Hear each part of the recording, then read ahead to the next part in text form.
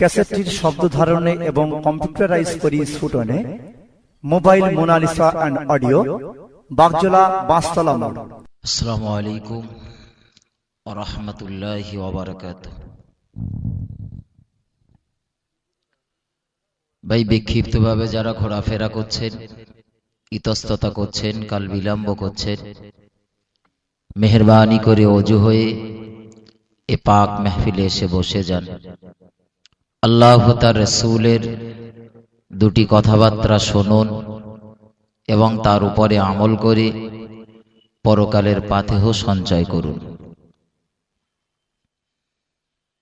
আলহামদুলিল্লাহ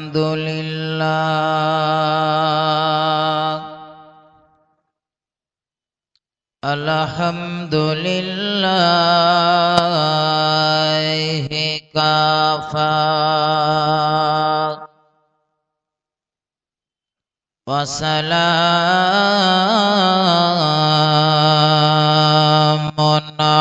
আলা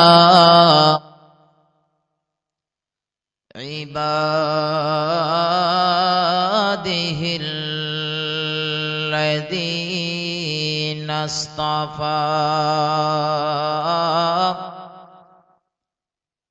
আম্মা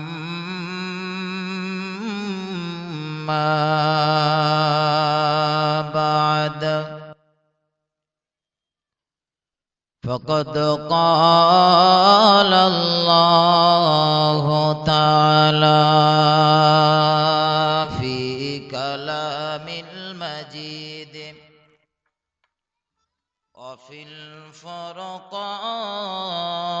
الفرقان الحميد.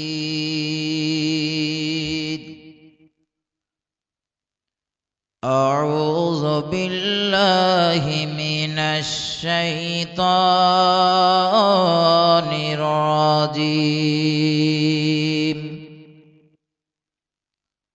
بسم الله الرحمن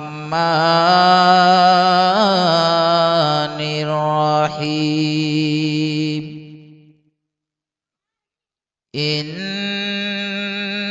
الله وملائكته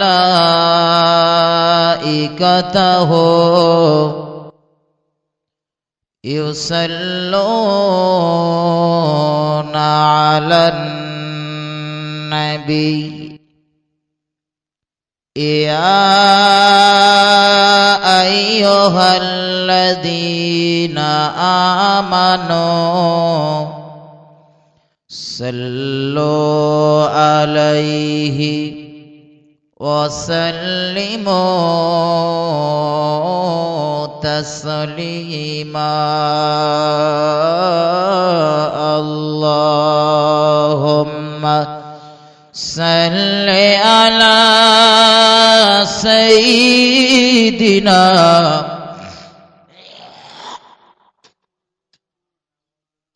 وعلى آله. এই বক্সের সাউন্ড আর কানে আসছে না।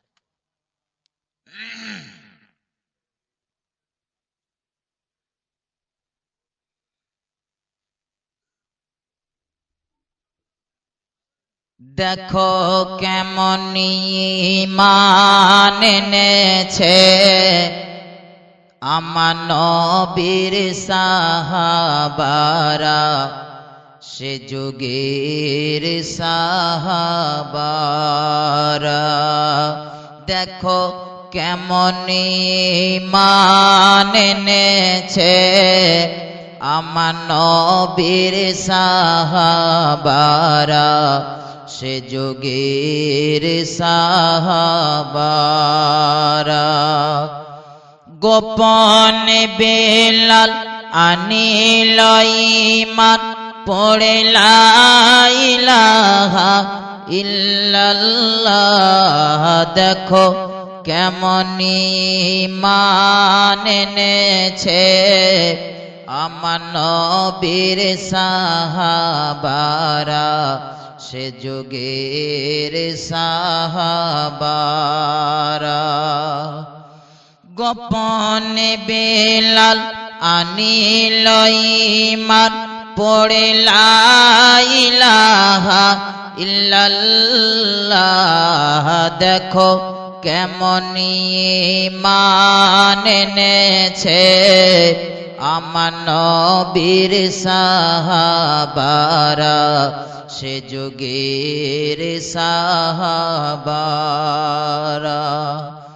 একে মনি বিরনি কাট বিলাল গোলাম হয়ে থাকি চোখের আড়ালে বেলাল কোরআন পড়া শেখে একে মনি বিরনি কাট বিলাল গোলাম হয়ে থাকি চোখের আড়ালে বেলাল কোরআন পড়া শেখে বেতেরে আঘাতে সর্বে অঙ্গে বায় বেতেরে আঘাতে সর্বে অঙ্গে বয় রক্তের ঝরনা ধারা রক্তের ঝরনা ধারা দেখো কেমনি ঈমান এনেছে আমার নবীর সাহাবারা সে যুগের সাহাবারা আল্লাহুম্মা সাল্লি আলা সাইয়্যিদিনা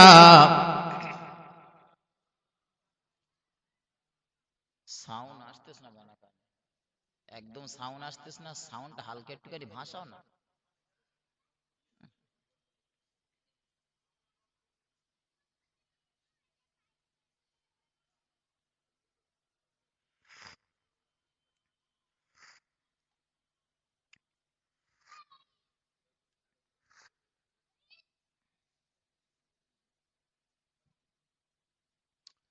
وقال الله تعالى في كلام المجيد وفي الفرقان الحميد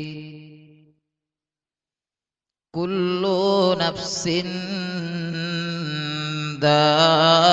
ذائقة الموت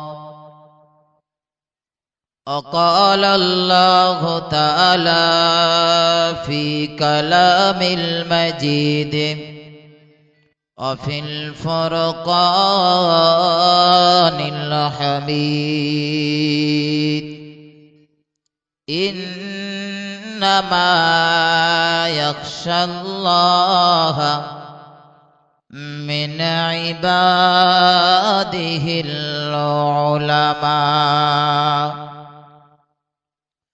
وقال النبي صلى الله عليه وسلم من كان على مثل ما أنا عليه وأصحابي وهذا الافتراء أو كما قال عليه الصلاة والسلام أما بعد মুআজ্জাজ মুহতারাম উলামা হযরত সম্মানীয় অধ্যক্ষকারী জলসার স্বনামধন্য সুযোগ্য সভাপতি মহাশয় সম্মুখে বসে থাকা দিন দরদি ইসলাম দরদি নেককার আল্লাহওয়ালা প্রাণের ভাই মুসলমান নওজোয়ান তরুণ যুবকেরা আমার সোনার লালেরা ভাইজানেরা পর্দানাসীনা ধার্মিকা আমার স্নেহময়ী করুণাময়ী মা ও বোনেরা সকলকে রইল অন্তরের অন্তঃস্থল থেকে ভক্তিপূর্ণ সালাম ও মোবারকবাদ। এই সমস্ত প্রশংসা জ্ঞাপন করব সেই মহান রব্বুল আলামিনের দরবারে যে আল্লাহ আমাকে এবং আপনাকে অত্যন্ত মহব্বত করি, বড় ভালোবেসে এরকম একটি সুন্দর জান্নাতি বাগানের ভিতরে বসবার মতো সুযোগ করে দিয়েছেন। আমি আর আপনি তার সদ্ব্যবহার করতে পেরেছি, এজন্য সেই মহান রব্বুল আলামিনের দরবারে শুকরিয়া হিসাবে আমরা সকলে বলি আলহামদুলিল্লাহ। ভাই, যে মজলিসটাতে বসার সৌভাগ্য পৃথিবীর সবার হয় না। আপনি পৃথিবীতে বহু মজলিস দেখতে পাবেন, যে মজলিসগুলোতে হাজার হাজার মানুষের সমাগম হয়, যেমন গান বাজনা, যাত্রা, থিয়েটার, ড্যান্স, হাঙ্গামা, ফাংশন ইত্যাদি। এই মজলিসগুলোতে হাজার হাজার মানুষের সমাগম হয়। পাছার তলায় ইট গুঁজে দিয়ে, জুতো গুঁজে দিয়ে ওরা সারাটা রাত কভার করে। ওদের কষ্টও হয় না, ওদের ঘুমও লাগে না। তবে সাহেব, এর জন্য আল্লাহ পাকের রহমতের প্রয়োজন হয় না। কিন্তু এই যে জান্নাতি বাগান, এই জান্নাতি বাগানে সবাই বসতে পারে না। জান্নাতি বাগানে তো তারাই বসে, আমার আল্লাহ যাদেরকে ভালোবাসেন, আমার আল্লাহ যাদেরকে মহাব্বত করেন, তাদেরকে বেছে বেছে ঘাড় ধরে গলা ধাক্কা দিয়ে এই জান্নাতি বাগানের ভিতরে বসিয়ে দেন। একবার মন খুলে বলা যাবে সুবহানাল্লাহ? আর একটা আওয়াজ দিয়ে বলবেন সুবহানাল্লাহ? আরে বাবা, সুবহানাল্লাহ, আলহামদুলিল্লাহ, আল্লাহু আকবার। এই সমস্ত মজলিসগুলোতে বসে বললে কি ফজিলাত! আমার তো স্বল্প সময় কি বক্তৃতা করব ভেবে পাচ্ছি না। এখন সুবহানাল্লাহ আলহামদুলিল্লাহ বলার কি ফজিলাত, কি বৈশিষ্ট্য, এটা মানুষ যদি জানতো বা বুঝতো, তাহলে এই মজলিসগুলোতে মানুষ যখন বসতো ওদের গলার স্বর ভালো থাকতো। কিন্তু মজলিস থেকে যখন উঠতো কম বেশি সবারই গলার স্বর ভঙ্গ হতো। জি, মানুষ যদি জানতো। আমরা জেনে রেখেছি মোল্লা মৌলবীরা ওই সুবহানাল্লাহ আলহামদুলিল্লাহ দরুদ শরীফ পড়ায় ওদের সময় পার করার জন্য। আরে সাহেব, আপনি যদি কেরামের আড্ডায় সারাটা রাত ধরে কেরাম খেলেন, এটা আপনার একটা পাপ হবে। এই মজলিসে বসে যদি 3 বার সুবহানাল্লাহ বলেন, পাপ হবে না সওয়াব হবে? তাহলে মুখ দিয়ে বার হবে না কেন সুবহানাল্লাহ আলহামদুলিল্লাহ আল্লাহু আকবার এই কথাগুলো? যে আজকে মুসলিম সমাজ কেন পিছিয়ে? মমতা দিদি যদি একবার বলে ইনকালাব জিন্দাবাদ, কান মাথা রাখা যাবে না, কানের পর্দা সব ফেটে যাবে, এত জোরে আমরাই বলবো। বুদ্ধবাবু এসে একবার যদি বলে বলদিন জিন্দাবাদ, সামিয়ানার পর্দা আউট হয়ে যাবে। আর আমরা গোটা বাংলার আলেমগুলো এক জায়গায় এসে যদি বলা হয় ভাই একবার একটু তাকবীর দাও দিন, নারাই তাকবীর, আল্লাহু আকবার বলবে, তা গালের পাশ দিয়ে গড়িয়ে পড়ে যাবে। তার মানে ভক্তি কোথায় গিয়ে দাঁড়িয়েছে? এই মুসলিম সমাজ সবার পিছনে থাকবে না তো পৃথিবীর অন্যান্য জাতিরা থাকবে সবার পিছনে। বুঝতে হবে, শুধু আওয়াজ শুনলে হবে না। দুটো কথা বুঝে যদি জীবনে কাজে লাগাতে পারে তাহলে জলসা দিয়ে ফায়দা হবে। আর যদি এই সন্ধ্যাবেলা আপনি বসবেন রাত 12টা পর্যন্ত জলসা হবে, খুব সুবহানাল্লাহ আলহামদুলিল্লাহ, লাস্টে একটু খিচড়ি কি বিরিয়ানি খেয়ে বাড়ি যাবেন, আর সেই সন্ধ্যের আগে যা ছিলেন সকালবেলা তাই থাকবেন, ও সবার দোয়ার থেকে না দোয়াই ভালো। জি ভাই, পরে পরেই বিশ্ববরেণ্য সরেণ্য নেতা আমিন আর দুলাল আব্দুল্লাহ মক্কার মাহারা বাফারা এতিম অনাথ নবী সরকারে দো আলম জনাবে মুহাম্মদুর রাসূলুল্লাহ, সকলে বলুন সাল্লাল্লাহু আলাইহি ওয়াসাল্লাম। হুজুরের প্রতি রইল অসংখ্যবার দরুদ ও সালামের তোহফা। এরপর আল্লাহ পাকের অজসিত রহমত, করুণা তথা দয়া বৃষ্টির মতো ঝরে পড়ুক বক্তা শ্রোতা উভয়ের উপরে, সকলে বলি আল্লাহুম্মা আমিন। কোরআন শরীফের ছোট্ট ছোট্ট দুটি আয়াতে কারিমা, সাথে সাথে বিশ্ববরেণ্য সরেণ্য নেতার মুখনিসৃত বাণী, ছোট্ট একটি হাদিস পাক তেলাওয়াত করেছি। আর এর উপরেই দুটি কথা বলার মানুষে মেম্বারে আহরণ করেছি। বাকি আল্লাহ পাকের মোবারক মর্জি। আল্লাহ পাক বলিয়ে নেন, আপনারা দোয়া করেন, সকলে বলুন আল্লাহুম্মা আমিন। বলুন সকলে আল্লাহুম্মা আমিন। এই কোরআন শরীফের ভিতরে মহান রব্বুল আলামিন আল্লাহ স্পষ্ট ভাষায় বর্ণনা করলেন। আল্লাহ বললেন কুল্লু নাফসিন যায়িকাতুল মাউত। আল্লাহ বললেন পৃথিবীর বুকে, পৃথিবীর এক কথায় মনুষ্য জাতিকে লক্ষ্য করে আমার আল্লাহ বললেন কুল্লু নাফসিন যায়িকাতুল মাউত, মানে সৃষ্টি জীব সব মরণশীল। যত জিনিসের সৃষ্টি হয়েছে, জীব হলেও মৃত্যুবরণ করবে, জড় হলেও ধ্বংস হবে। শুধু কোরআনের এই একটি আয়াতে কারিমার তরজামা করে বোঝা গেল, আমি হাসিবুর রহমান যেমন মরব, আপনাদের মতো জ্ঞানী গুণী বিচক্ষণ পণ্ডিত বুদ্ধিজীবী সকলকে মরতে হবে, তাই তো নাকি? জি। তাহলে খান বংশের ছেলে মেয়েরাও যেমন মরবে, পাঠান বংশের ছেলে মেয়েরাও তেমন মরবে। আচ্ছা, যারা সৈয়দ বংশের ওরা কি ছাড় পাবে বলে মনে হয়? হ্যাঁ, না ভাই। তাহলে মরতে যখন আমাদের হবে, মরার পরে যে জায়গায় আমাদের রেখে আসবে, আচ্ছা ওখানে 3 দিন থাকতে হবে না 6 দিন থাকতে হবে না অনন্তকালের জন্য থাকতে হবে? অনন্তকাল। তাহলে ভাই খুব ঠান্ডা মাথায় বোঝেন, আমরা ধরেন বসিরহাটের ইসালে সওয়াব কি ফুরফুরা দরবার শরীফের ইসালে সওয়াব কি আজমির শরীফের একটা ট্যুরে আমরা বার হয়েছি, সেটা 2 দিন বলুন 3 দিন বলুন কি 1 সপ্তাহ, 3 দিনের ট্যুরে ভ্রমণে বার হবার আগে আমাদের মতো মানুষগুলো আমরা করি কি 15 দিন আগের থেকে ব্যাগ গুছুই, তাই না? যাতে আমি যদি একটা চিরুনি বা কাঁকুই ফেলে রেখে যাই, তাহলে ওই 3 দিন আমার মাথাটা আঁচড়ানো হবে না।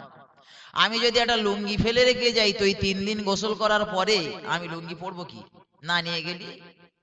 আমি যদি একটা গামছা বাড়ি ফেলে রেখে যাই, 3 দিন গোসল করার পরে আমি গাটা মুছবো কি করে? তাই 15 দিন ধরে আমরা ব্যাগ গুছুই, যাতে ওই 3 দিন আমরা শান্তির সাথে থাকতে পারি, সব জিনিস যেন গুছিয়ে নিয়ে যেতে পারি, কোনো জিনিসের অসুবিধা যাতে না হয়, তাই না? আচ্ছা ভাই, তাহলে 3 দিনের জন্য যদি এত মেহনত হয়, 15 দিন আগের থেকে ব্যাগ গুছাতে হয়, যে জায়গায় আমরা অনন্ত কালের জন্য থাকবো, যে জায়গায় থেকে ফিরে আসার আর কোনো রাস্তা নেই। আপনি ভ্রমণে গেলেন, বেড়াতে গেলেন, বা কোনো ট্যুরে গেলেন, বা কোনো মাজার জিয়ারত করতে গেলেন, আল্লাহ না করুক পথের মাজায় আপনি ধরো ছিনতাইকারীদের হাতে পড়েছেন, আপনার পকেটের যা পয়সা ছিল সব ছিনতাই হয়ে গেছে। কি আপনি খরচা করেছেন, পকেটের পয়সা আসবাবপত্র সব শেষ, যা নিয়ে গিয়েছিলেন। তখন আপনার বা আমার একটাই চিন্তা ভাবনা হবে, চল বাড়ি যাই, এবার আর হবে না, বাড়ি গিয়ে বেশ কিছু রুজি রোজগার করে নিয়ে আসে, আল্লাহ বাঁচায় তা আবার সামনে বারে দেখা যাবে, তাই তো? আচ্ছা, কবরে গিয়ে যদি আমরা কেউ বিপদে পড়ি, ওই জায়গায় গিয়ে যদি এরকম চিন্তা ভাবনা নেই যে এখানে তো সুখী থাকার জন্য কিছু নিয়ে আসা হয়নি, সব শেষ হয়ে গেছে, তা চল আবার বাড়ির দিকে যাই, বাড়ি গিয়ে খানিকটা মসজিদে গিয়ে নামাজ কালাম পড়ে আসি, খানিকটা দান সাদকা করে আসি। আচ্ছা, ওই জায়গায় গিয়ে যদি এই টার্গেট করে যদি মনে করা হয় যাই একবার বাড়ির দিক থেকে ঘুরে আসি, খানিকটা আবার জোগাড় করলে আসবান, কেউ আসতে পারবে বলে মনে হয়? হ্যাঁ, আপনি এই পাকা রাস্তার উপরে উঠে 5 টাকা দিলে আপনার হয়তো উকনের মোড়ে আপনার নামিয়ে দেবে। আল্লাহ বাঁচিয়ে রাখলে যে গাড়িতে গিয়েছেন ও গাড়ি না পেলে আরেকটা গাড়ির 5 টাকা দিলে সেই জায়গায় নামিয়ে দেবে।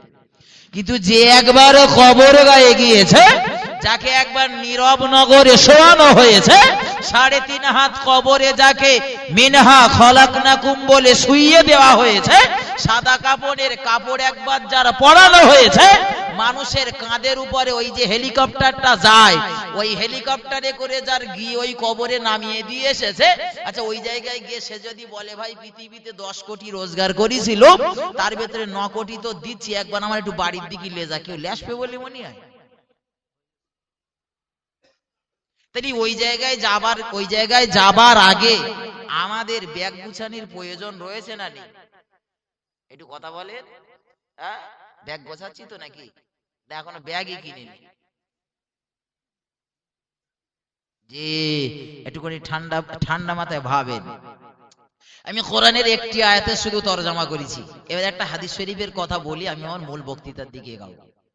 শুনুন, হাদিস শরীফের ভিতরে বিশ্ব নবী বললেন, মান কানা আলা মিথলি মা আনা আলাইহি ওয়া আসহাবি ওয়া হাযাল ইফতিরা। বিশ্ব নবী বললেন, আমি বলছি না কিন্তু, দয়ার নবী বলছেন, আমি আর আমার অনুচর সহচর সাহাবাগণ যেভাবে চলি তোমরা সেইভাবে চলো। একবার মন খুলে বলা যাবে সুবহানাল্লাহ? তাহলে বিশ্ব নবী কি বললেন? নবী তার নিজের দিকে লক্ষ্য করলেন আর সাহাবার দিকে লক্ষ্য করলেন। সাহাবাদের দিকে লক্ষ্য করে বললেন, এই যে দুটো ক্যাটাগরির জিনিস তোমরা দেখতেই পাচ্ছ, একটা জায়গায় আমি বিশ্ব নবী, অপর দিকে যারা আমার অনুসরণ করেছে আমার সাহাবারা, তাদের অনুসরণ করো। আচ্ছা ভাই, পৃথিবীতে আমি হাসিবুর রয়েছি, আমার বাপ রয়েছে, আমার দাদা রয়েছে, পশ্চিমবঙ্গের এক বর্তমান যিনি মুখ্যমন্ত্রী মমতা ব্যানার্জি রয়েছে, প্রাক্তন মুখ্যমন্ত্রী বুদ্ধদেব বাবু রয়েছে, আরো আরো কত নেতা নেত্রী রয়েছে, তার ঠিক ঠিকানা নেই। কারোর দিকে লক্ষ্য করে বিশ্বনবী বললেন না যে ওর অনুসরণ করো। নবী বললেন আমি আর আমার অনুচর সহচর আমার সাহাবাগণ তাদের অনুসরণ করো। কেন? বিশ্বনবী অপর একটি হাদিসে বললেন তোমরা যদি আমার সাহাবাদের অনুসরণ করতে পারো, যে কোনো একজন সাহাবাকে, তো তোমাদের গন্তব্যস্থলটা তোমরা দেখতে পাবে জান্নাতের ভিতরে। একবার মন খুলে বলা যাবে না সুবহানাল্লাহ? আর একটু আওয়াজ দিয়ে বলবেন না সুবহানাল্লাহ? নারে তাকবীর। তাহলে এই হাদিসটি দ্বারা বোঝা গেল বিশ্ব নবী ঠিক যে কায়দায় চলেছেন, নবী সাহাবারাও সেইভাবে চলেছেন, তাই তো নাকি? তাই নবী বলেছেন আচ্ছা দেখি দিন আমাদের প্রিয় নবী কোন পথে চলেছেন, নবী সাহাবারা কোন পথে চলেছেন, আর আমাদের তো চলতে হবে ওই পথে। সেই পথে চলতিস না, আমরা হাবড়ার দিকে যাচ্ছি, দেখি দেখবে একটু নাকি কোন দিকে যাচ্ছি, দেখতে হবে না ঠিক পথে আছি কিনা, একটু শুনে আসে। ভাই বর্তমান ইরাকের যে বাগদাদ শহর, বাগদাদ শহর থেকে 40 মাইল দূরে একটা জায়গা রয়েছে, জায়গাটার নাম হলো সালমান পার্ক। কি বলেছি? সালমান পার্ক। শুধু আওয়াজ শুনলে হবে না, বুঝতে হবে। আর আমার বক্তৃতা বুঝতে পারলি ভালো লাগবে, আমল করতে সুবিধা হবে। এই সালমান পার্কের নামটা হয়েছে প্রিয় নবীর একজন সাহাবাকে কেন্দ্র করে। সাহাবাটির নাম কি জানেন? বিশ্বনবীর একজন খুব বিখ্যাত সাহাবা হযরতে সালমান ফারসি রাদিয়াল্লাহু তাআলা। সালমান পার্কে তাকে দাফন করা হয়েছিল তিনি ইন্তেকাল করার পরে, মারা যাবার পরে, বিদায় নেবার পরে, পর্দা নেওয়ার পরে। যে সাহাবাটিকে সালমান পার্কে দাফন করা হলো, এই সাহাবাটির নাম কি বলেছি? হযরতে সালমান ফারসি রাদিয়াল্লাহু তাআলা। এই সালমান ফারসিকে দাফন করার 1-2 বছর না, 1-8 দিন না, প্রায় 1300 বছর পরে কম বেশি প্রিয় নবীর আর দুজন সাহাবাকে এই সালমান পার্কে দাফন করা হলো। একবার মন খুলে বলবেন সুবহানাল্লাহ? একটু আওয়াজ দিয়ে হবে না সুবহানাল্লাহ? আচ্ছা এইটা কি করে সম্ভব হয় বলেন? 5 বছর 10 বছর 20 বছর পরে হলে ঠিক আছে, 10 বছর পরে এই লোকটা মরেছে, তার ওই জায়গায় দাফন করা হয়েছে। 1-8 দিন না তো 1300 বছর পরে নবীর আরো দুজন সাহাবাকে এই সালমান পার্কে হযরতে সালমান ফারসি রাদিয়াল্লাহু তাআলা আনহুর পাশে দাফন করা হলো। কিন্তু কিভাবে সম্ভব ভাববেন না একটু? আমি হাসিবুর মল্লি 2 দিন যদি আমার রাখা হয়, আমার পাশে তো দেশের যত পিঁপড়ি আর যত সারপোকা রয়েছে লাইন দেবে আমার খাবে বলে। 1300 বছর পরে বিশ্বনবীর দুজন সাহাবার মাজার হচ্ছে সালমান পার্কে। আমার একটু জানতে ইচ্ছে হবে না কি করে হচ্ছে? কেন নবী বললেন আমার সাহাবাদের অনুসরণ করো? আমার আব্বাজান ভাইজানেরা, আমার ঠান্ডা মাথায় শুনুন, গভীরভাবে উপলব্ধি করুন। ভুল যেন আমায় নেবেন না, ভুল যেন আমায় বুঝবেন না। আমার আপনার নবী দিন দুনিয়ার বাদশা জনাবে মুহাম্মদুর রাসূলুল্লাহ সাল্লাল্লাহু আলাইহি ওয়াসাল্লাম। নবী আমার পৃথিবীর বুকে ঠিক যে পদ্ধতিতে চলেছে, আল্লাহ নবীর সাহাবারা আমার নবীকে ঠিক সেইভাবেই অনুসরণ করেছেন। আল্লাহ নবী সাহাবাদিগকে যেভাবে চলতে বলেছেন, নবী সাহাবারা ঠিক সেইভাবে চলেছেন। এজন্য তো দয়ার নবী হাদিস শরীফের ভিতরে বললেন, মান কানা আলা মিসলি মা আনা আলাইহি ওয়া আসহাবি ওয়া হাযাল ইফতিরা। পৃথিবীর মানুষেরা, আমি দয়ার নবী জনাবে মুহাম্মদ রাসূলুল্লাহ সাল্লাল্লাহু আলাইহি ওয়াসাল্লাম, আমি আর আমার অনুচর, আমার সহচর, আমার সাহাবাগণ যেভাবে চলি তোমরা সেইভাবে চলো। একবার মন খুলে বলা যাবে কি সুবহানাল্লাহ? আমার আব্বাজান ভাইজানেরা, আমার ঠান্ডা মাথায় বুঝুন, সালমান পার্কে যে সাহাবাটিকে সবার আগে জামানার মানুষেরা দাফন করেছিল, সাদা কাপনের কাপড় পরিহিত অবস্থাতে, সাদা কাপনের কাপড় পরিহিত অবস্থাতে যে মানুষটাকে সালমান পার্কে সবার আগে দাফন করা হয়েছিল, এ মানুষটির নাম হলো হযরতে সালমান ফারসি রাদিয়াল্লাহু তাআলা আনহু। আমার আব্বা জান, আমার ভাই জানেরা, নবীর সাহাবা হযরতে সালমান ফারসি রাদিয়াল্লাহু তাআলা আনহু একটা সময় ইরাকের জমিনে শাসন করেছে। ইরাকের শাসন ভারটা হযরতে সালমান ফারসির হাতে ন্যস্ত করেছিল জামানার মানুষেরা। যে জামানার মানুষেরা নবীর সাহাবা হযরতে সালমান ফারসির উপরে ইরাকের দায়িত্বটা অর্পণ করেছিল, ওই জামানার মানুষেরাই নবীর সাহাবা হযরতে সালমান ফারসিকে প্রতি মাসে স্যালারি হিসাবে, মাইনা হিসাবে 5000 দিরহাম করে তার মাইনে দিতেন। কিন্তু অবাক করা কাণ্ড, ওই সেই সময়ে 5000 টাকা যে মানুষটাকে মাইনে দেয়া হতো, পৃথিবীর জমিনে ওই মানুষটির থাকার মতো কোনো জায়গা ছিল না, ওই মানুষটি থাকার মতো কোনো বাড়ি ছিল না, ওই মানুষটি থাকার মতো কোনো ঘর ছিল না।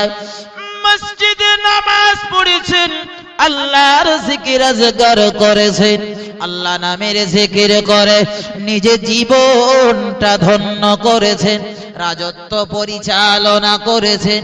ঘুমের যখন প্রয়োজন হয়েছে আল্লাহর নাম নিয়ে যে কোনো একটা গাছের তলাতে পৌঁছে গিয়েছে, গাছের তলাতে গিয়ে একটা শিকড়ের উপরে মাথা দিয়ে আল্লাহর নবীর প্রিয় সাহাবা হযরতে সালমান ফারসি আরামের বিছানায় শুয়ে পড়েছে। একবার মন খুলে বলা যাবে কি সুবহানাল্লাহ? এই যখন পরিস্থিতি, আচ্ছা ভাই, দেশের একজন সম্রাট আজ যদি এ গাছতলায় শুয়ে থাকে, কাল যদি ও গাছতলায় শোয়, পরের দিন যদি রাস্তার সাইডে এক জায়গায় পড়ে থাকে, ভাই দেশের জনগণের যখন কোনো সমস্যা হয় সম্রাটের একটু প্রয়োজন আছে না নেই? এই সমস্যার সমাধান তো করবে সম্রাট, তাহলে সম্রাটের তো খুঁজে বার করতে হবে না। আজকে যদি থাকে খেজুর তলায়, কাল থাকে বাবলা তলায়, তারপরের দিন পাকড়া তলায়, তারপরের দিন উকনের মোড়ে, এইভাবে যদি ঘুরে আমার দেশের রাজা বাদশা, তাহলে তার খুঁজে পেতে একটু অসুবিধা হবে। তো দেশের জনগণ কি করেছে, এক জায়গায় একত্রিত হয়ে নবীর সাহাবা হযরতে সালমান ফারসিকে বলছেন, হুজুর আপনার তো থাকার কোনো নির্ধারিত জায়গা নেই, না আছে আপনার একটা ঘর, না আছে বাড়ি, না একটা জায়গায় যে আপনি একটু বিশ্রাম করবেন, এরকম কোনো পরিস্থিতি নেই। তাই আমরা সিদ্ধান্ত করেছি, আমরা দেশের জনগণ সবাই মিলে চাঁদা কালেকশন করে আপনার একটা ঘর করে দেব। হুজুর একটা নির্ধারিত জায়গায় একটা ঘর করে দেব, খুব সুন্দর করে। ঘরটা আপনার একটু নীতি হবে, ওই ঘরের ভিতরে আপনি একটু থাকবেন। নবীর সাহাবা হযরতে সালমান ফারসি রাদিয়াল্লাহু তাআলা আনহু এক কথায় বললেন, আমার পক্ষে সম্ভব না। কেন? আমি সালমান ফারসি রাদিয়াল্লাহু তাআলা আনহু পৃথিবীর বুকে গাড়ি বাড়ি করার জন্য আসিনি, সামান্য কটা দিনের জন্য পৃথিবীতে এসেছি, পরকালের পাথেও সঞ্চয় করে নিয়ে আমি যাতে মরতে পারি, আমার সেই চিন্তা ভাবনা। আমার বাজান ভাইজানের, আমার ঠান্ডা মাথায় শুনুন, জামানার মানুষেরা দলে দলে দলে দলে নবীর সাহাবা হযরতে সালমান ফারসির কাছে আসে আর আবেদন করে, হুজুর আপনার জন্য আমরা একটা সুন্দর করে ঘর বানিয়ে দেব, ওই ঘরে যদি আপনি বসবাস করে, আমরা যখন সমস্যায় পড়ব, আমরা যখন বিপদে পড়ব, বিপদে পড়ার সাথে সাথে আমরা দৌড়ে দৌড়ে চলে যাব আপনার কাছে। একটা নির্ধারিত জায়গা আমরা খুঁজে পাবো, ওই জায়গাতে গিয়ে যদি আপনার পেয়ে যাই, ওই সমস্যার সমাধান করতে আমাদের বড় সুবিধা হবে। আমার ভাইজানেরা, আল্লাহ নবীর সাহাবা হযরত সালমান ফারসি রাদিয়াল্লাহু তাআলা আনহু, হুজুর আমার কাঁদতে লেগেছে। হুজুরের দুটো চোখের কোণা দিয়ে top top top top top top করে পানি পড়ে। নবীর সাহাবা হযরত সালমান ফারসি কাঁদেন আর বলেন, দেশের জনগণ, আমি সালমান ফারসি, আমার বাড়ির দরকার নাই, আমার ঘরের দরকার নাই। পৃথিবীর বুকে আমি সালমান ফারসি বড় হতে চাই না। পৃথিবীর বুকে ধনীর তালিকায় আমার নাম নথিভুক্ত করতে চাই না। কারণ আখির জামানার যিনি নবী জনাবে মুহাম্মদুর রাসূলুল্লাহ সাল্লাল্লাহু আলাইহি ওয়াসাল্লাম, নবী আমার গোটা জীবনটা আল্লাহ পাকের দরবারে প্রার্থনা করেছেন, আল্লাহ পাক আপনি আমায় গরীব হালাতে পৃথিবীর বুকে বাঁচিয়ে রাখুন। আল্লাহ পাক আপনি আমায় গরীব হালাতে পৃথিবীর বুকে বাঁচিয়ে রাখুন। আল্লাহ পাক আপনি আমায় গরীব হালাতে পৃথিবীর বুকে বাঁচিয়ে রাখুন। মাবুদ, আমি মুহাম্মদুর রাসূলুল্লাহ সাল্লাল্লাহু আলাইহি ওয়াসাল্লাম হাসরের ময়দানে আমার হাসরটা যাতে গরীবদের সঙ্গে হয়, আমি প্রিয় নবী তাই আপনার আলিশান দরবারে আমার প্রার্থনা, দুনিয়ার জমিনে আমি গরীব হয়ে বাঁচতে চাই। একবার মন খুলে বলা যাবে কি সুবহানাল্লাহ? নবীর সাহাবা হযরত সালমান ফারসি কাঁদছেন আর বলছে, দেশের জনগণ, আল্লাহর নবী গোটা জীবনটাকে দেশের, আল্লাহ আমি গরীব হয়ে থাকতে চাই, আল্লাহ আমি গরীব হালাতে মরতে চাই। কারণ বিশ্ব নবী হাদিস শরীফের ভিতরে বলেছেন, হাসরের ময়দানে ধনীর 500 বছর আগে দুনিয়ার গরীবেরা আল্লাহ পাকের দয়ার জান্নাতে যাবে। আর একবার আওয়াজ দিয়ে বলা যাবে কি সুবহানাল্লাহ? আমার আব্বাজান ভাইজানেরা আমার, নবী সাহাবা হযরত সালমান ফারসি বললেন, আমার জন্য তোমাদের ঘর বানাতে হবে না, ঘরের আমার প্রয়োজন নেই, আমি তোমাদের বানিয়ে দেব, ঘর নেব না। এবারে দেশের জনগণ বললেন, হুজুর আমাদের দেওয়া টাকা পয়সায় যদি আপনি ঘরে বসবাস না করেন, রাজকোষাগার থেকে কিছু টাকা কিছু পয়সা দিয়ে সুন্দর করে আমরা আপনার জন্য একটা বাড়ি বানিয়ে দেব। হুজুর ওই বাড়িতে আপনার থাকতে হবে। আল্লাহ নবীর প্রিয় সাহাবা হযরত সালমান ফারসি বললেন, দেশের জনগণ, কোষাগারের টাকা যদি দিয়ে আমার ঘর বানিয়ে দেওয়া হয়, দেশের জনগণের পয়সা তো কোষাগারে রয়েছে, দেশের জনগণের টাকা আমি আত্মসাৎ করতে পারবো না। দেশের জনগণের টাকা যদি আজকে আমি আত্মসাৎ করি, দেশের জনগণের টাকায় যদি আজকে আমি বাড়ি বানাই, হাসরের ময়দানে আল্লাহ দরবারে আমি সালমান ফারসি জবাবদিহি করতে পারবো না। ভাই কি ক্যাটাগরির মানুষ বলে মনে হচ্ছে, একটু বোঝা যাচ্ছে? হ্যাঁ, আমাদের দেশে বিপিএল এর ঘর আসতেছে না? আসে না? এদিকে আসতেছে। এই বিপিএল এর ঘর ভাই গরিব লোকেরা পায় না বড় লোকেরা পায়? হ্যাঁ, বড় লোকেরা না গরিব লোকেরা? একটু বলেন। গরিব লোকেরা, বড় লোকেরা না? আপনি জানেন না সাহেব যে এদেশে 100 ঘর এলি 80টা বড় লোক পায় আর 20টা গরিব লোক পায়। ঠিক বলিনি? কারণ আছে, এরও একটা কারণ আছে। ধরে নেন ভাই আমি দেশের নেতা, এখন আমার এলাকায় 5টা ঘর এসে, আমার তো মাইনে দেয় 700 টাকা মাসে, সারা মাসে আমার 700 টাকা দেয়, ওতে আমার সংসার চলে? আমি এখন করেছি কি, ধরেন আমি একজন ভ্যান চালানো লোকের একটা ঘরে এসে তারে গিয়ে বলতেছি, ভাই 90,000 টাকা এস তোর নামে, ঘর যদি লিতে চাস আমার 20,000 দিতে হবে, 70 তুই পাবি। আচ্ছা ওই ভ্যান চালানো লোকটাও রাজি হবে?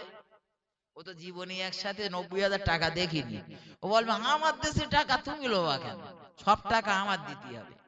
কিন্তু আমার মতন পাশায় যার রস রয়েছে, দুতলা বাড়ি যার, একতলা বাড়ি যার, তার কাছে গিয়ে যদি বলে ভাই তোমার নামে না 90,000 টাকাই এসে লোবা, তবে লিতে গেলি 20,000 টাকা আগাম দিতে হবে। আমার মতন লোক হলি বলবো ভাই কবে সেই ঘর আসবে, তাই কালকে তুই বেলা 12টার সময় আসিস, কোন তোললে আমি ব্যাংকে যাওয়ার 20,000 তুলে দেওয়ার, যেদিন আসবে সেদিন পুরোটা আমার দিস কোন। এ ভাই ঘর আমি পাবো না, ভ্যানচানারির লোকটা পাবে কিভাবে? তবে সব নেতা একরকম না।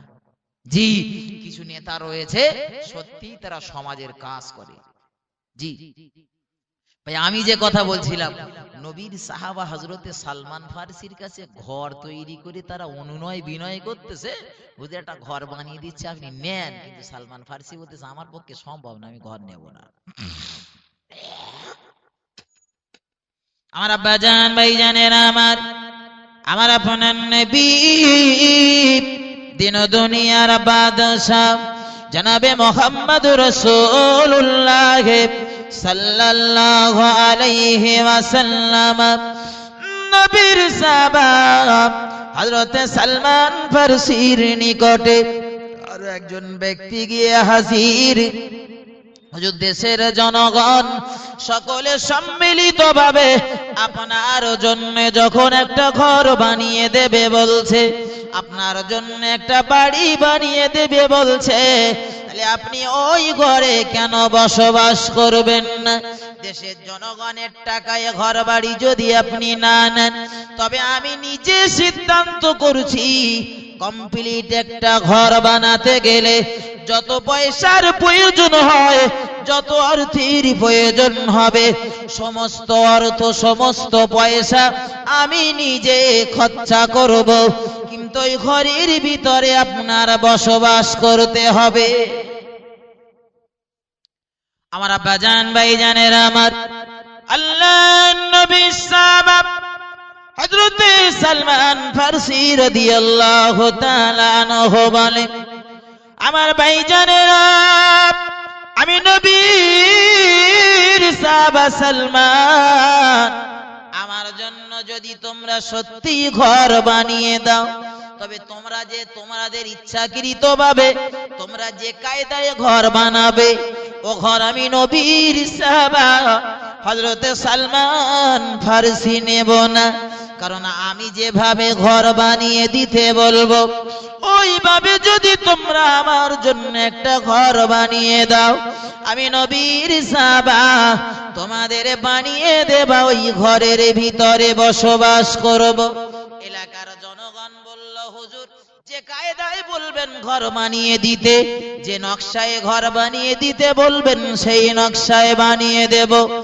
আল্লাহর মাহবুব, আল্লাহর প্যারা বিশ্ব নবীর বড় মহাব্বতের সাহাবা হযরতে সালমান ফারসি বললেন, ভাইজানেরা, আমি নবী সাহাবা সালমান, আমার জন্য যদি আপনারা এরকম একটা ঘর বানাতে পারেন, যে ঘরের ভিতরে আমি সালমান ফারসি রাদিয়াল্লাহু তাআলা আনহু ঢুকতে গেলে আমার মাথাটা ওই ঘরের চালে বেঁধে যাবে, যে ঘরের ভিতরে ঢুকতে গেলে আমার মাথাটা নিচু করে ঢুকতে হবে, যে ঘরের ভিতরে গিয়ে দাঁড়ালে আমার মাথাটা ঘরের চালে ঠেকে যাবে, যে ঘরের ভিতরে আমি আরামের বিছানায় শুলে আমার মাথাটা একদিকের দেয়ালে বাঁধবে, আমার পাটা অপর দিকের দেয়ালে বাঁধবে।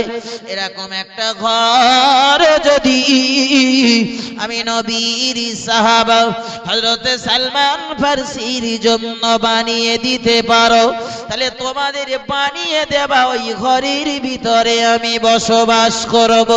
তার মানে আমার আব্বা জানেরা ঠান্ডা মাথায় বুঝুন, আল্লাহ নবীর সাহাবা হযরতে সালমান ফারসি এমন একটা ঘরের কথা বললেন, যে ঘরের ভিতরে শুলে 500 পরিবর্তন করতে গেলে 5টা ফিরলেই ঘুম ভেঙে যাবে।